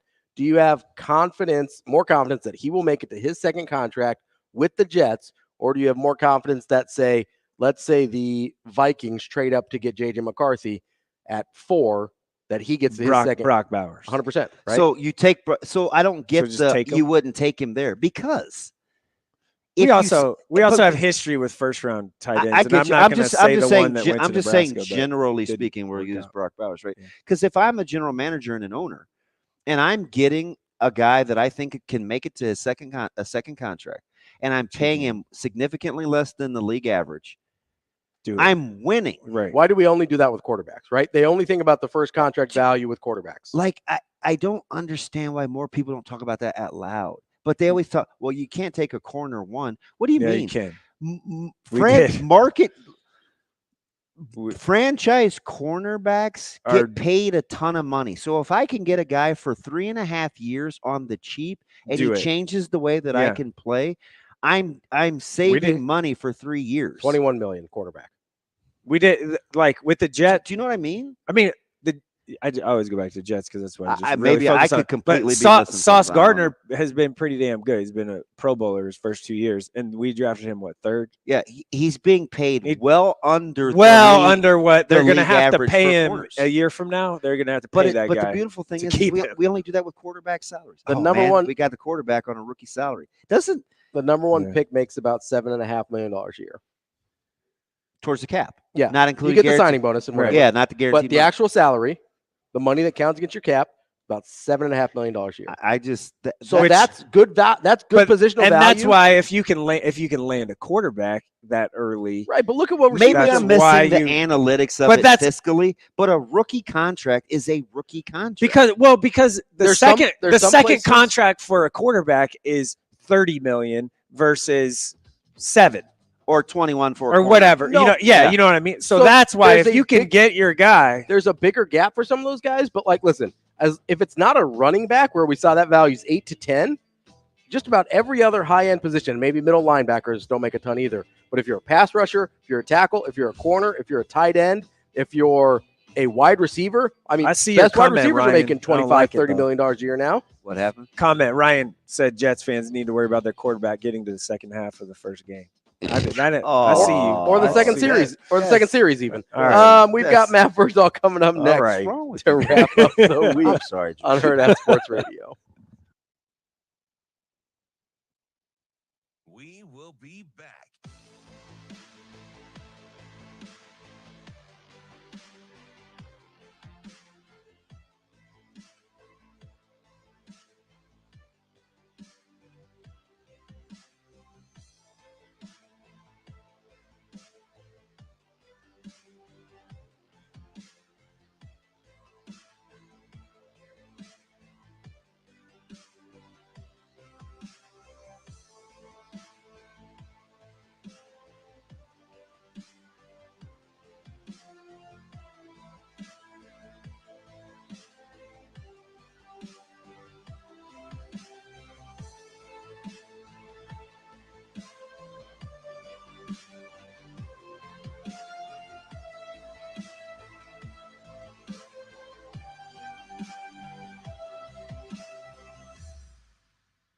We will be back.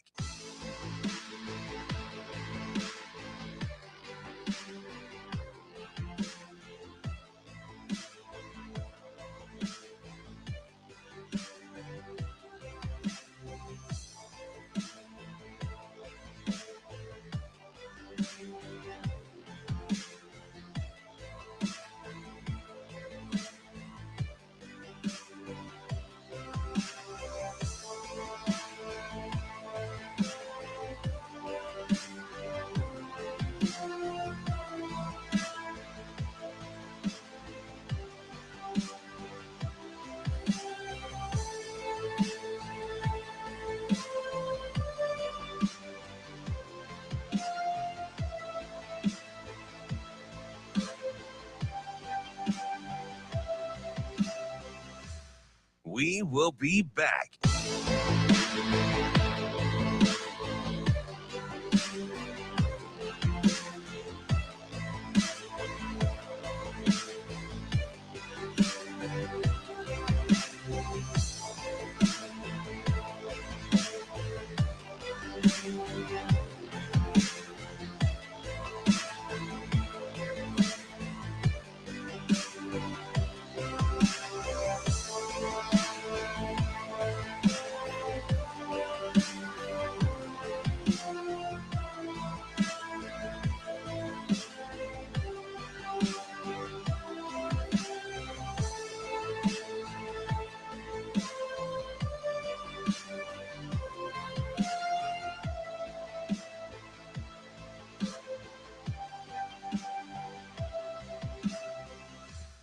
We will be back.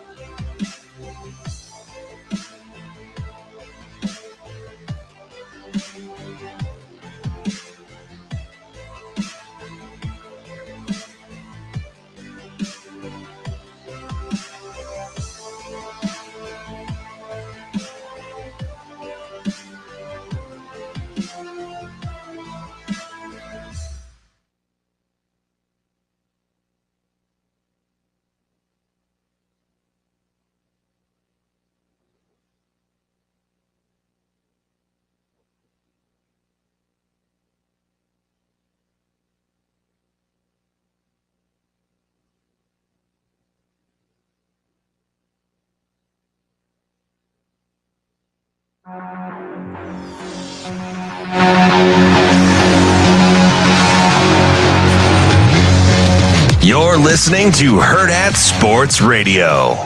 Now let's find out what Matt Vrzal is better at. Telling stories or making pizza. Matt. Matt's an exceptional young man. Matt Vrzal. Happy birthday, Matt. You know, Matt, he's a tremendous athlete. Matt Vrzal. Come on, Matt, I'm with you. You know, like Matt Vrzal, you're one of the sexiest people in the world, but you're not one of the most beautiful. How did that happen? Here is Matt Vrzal. All right, Matt, thank you very much. We're wrapping up the show here on Hurrdat Sports Radio, AM 590, ESPN Omaha, ESPN Tri-Cities, and KFOR in Lincoln. We are live on Twitter, Facebook, and YouTube, as well as from the Pillar Exterior Stage. Joining us now is Matt Vrzal, former Husker and owner of Paisans Pizzeria. Verz, what's going on? Boys, I am trying to figure out where the baseball stadium is on the northwestern campus. Oh, good luck. Because our beloved Nebraska Cornhuskers play the Wildcats, and I will be in attendance of that game and the Chicago Cubs home opener on Monday. Oh, yeah, you're doing So I didn't know. Okay, so that's why your text didn't make sense. Because I knew that they were in Texas. So I didn't know if you were staying the week of next week or you were just going to. I didn't know you were hanging out through this weekend when you said, hey, I can do 2 segments. Does that make sense? So you're. That's kind of cool, though, going. Hey, isn't Evanston, though, like that campus is pretty, isn't it? I love that place. Never been. Oh, you're not there yet. No. I leave bright and early tomorrow morning at 6 a.m. Oh, so when you say you're looking, you meant you like to map it all out. Well, I don't ride the train north often, and I really don't ride it south ever. So we stay. There's a spot there that says "White boy get off," and the white boy gets off. Oh my god! Oh my god! Evanston's super easy, Verz. Oh my god! I gotta go. Oh, hey, that's just factual. There's a Chicago rapper that said that the other day. I was looking through the X, and he was like, the interviewer said, "What do you recommend for people coming to tour Chicago?" He goes, "Stay north." He goes, "That's not a promise. That's a threat." I was like, "Oh, okay, duly noted." So no, I've got myself into some pinches there, and I've talked my way out of a couple situations there on the old annual home opener trip. So are you meeting the usual suspects? Yeah, man, but we got some of the OGs are coming back, which is awesome. Al Moore, my guy Al Moore, is coming in. I haven't seen Al in 3-4 years. His son Tyson's flying in from the ATL, so I haven't seen Ty in a minute. And then we got a son coming on the trip. So Mike Youth's son, Will the Thrill, will be in attendance. So he may see Dad in rare form. I don't know if he's seen Dad in this shape. So it's gonna be. We got a little bit of a changing of the guard here. So now me and Ty are gonna have to take over this trip here soon. So we're gonna have to take some notes and pay attention and make sure we don't screw it up. Hey, did you like the way the start that Steele got off to last night? You had to kind of like that, right? Yeah, until the part where you fielded a ground ball and you probably tore your hamstring off the bone. Yeah, that was great. It's not great. No, it was good. He'll fight. I mean, he just battles. Like, he's probably not the most talented pitcher. He has talent, of course. He's in the major leagues, but he just grinds. I mean, he goes. So it's unfortunate to see him get hurt, but I did want him to put one in the ear of that Texas right fielder. He's not really my style of player, but. Hey, let me ask you something about Coach Rule said yesterday. You know, he named the 3 competitive teams, and you know, he's talking about breeding competition. How similar, or maybe you need to see it, but how similar concept do you think that is of like when we would split up into our stations? It wasn't necessarily competitive amongst the next group, but it was competitive offense, defense. Do you see any similarities in that?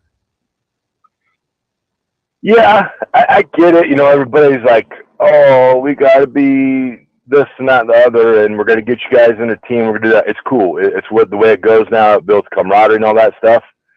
I don't know what the locker room is like because some of the greatest moments of my life were sitting in a locker room and being good with numbers and picking up the games of like hearts and spades and dominoes really quickly.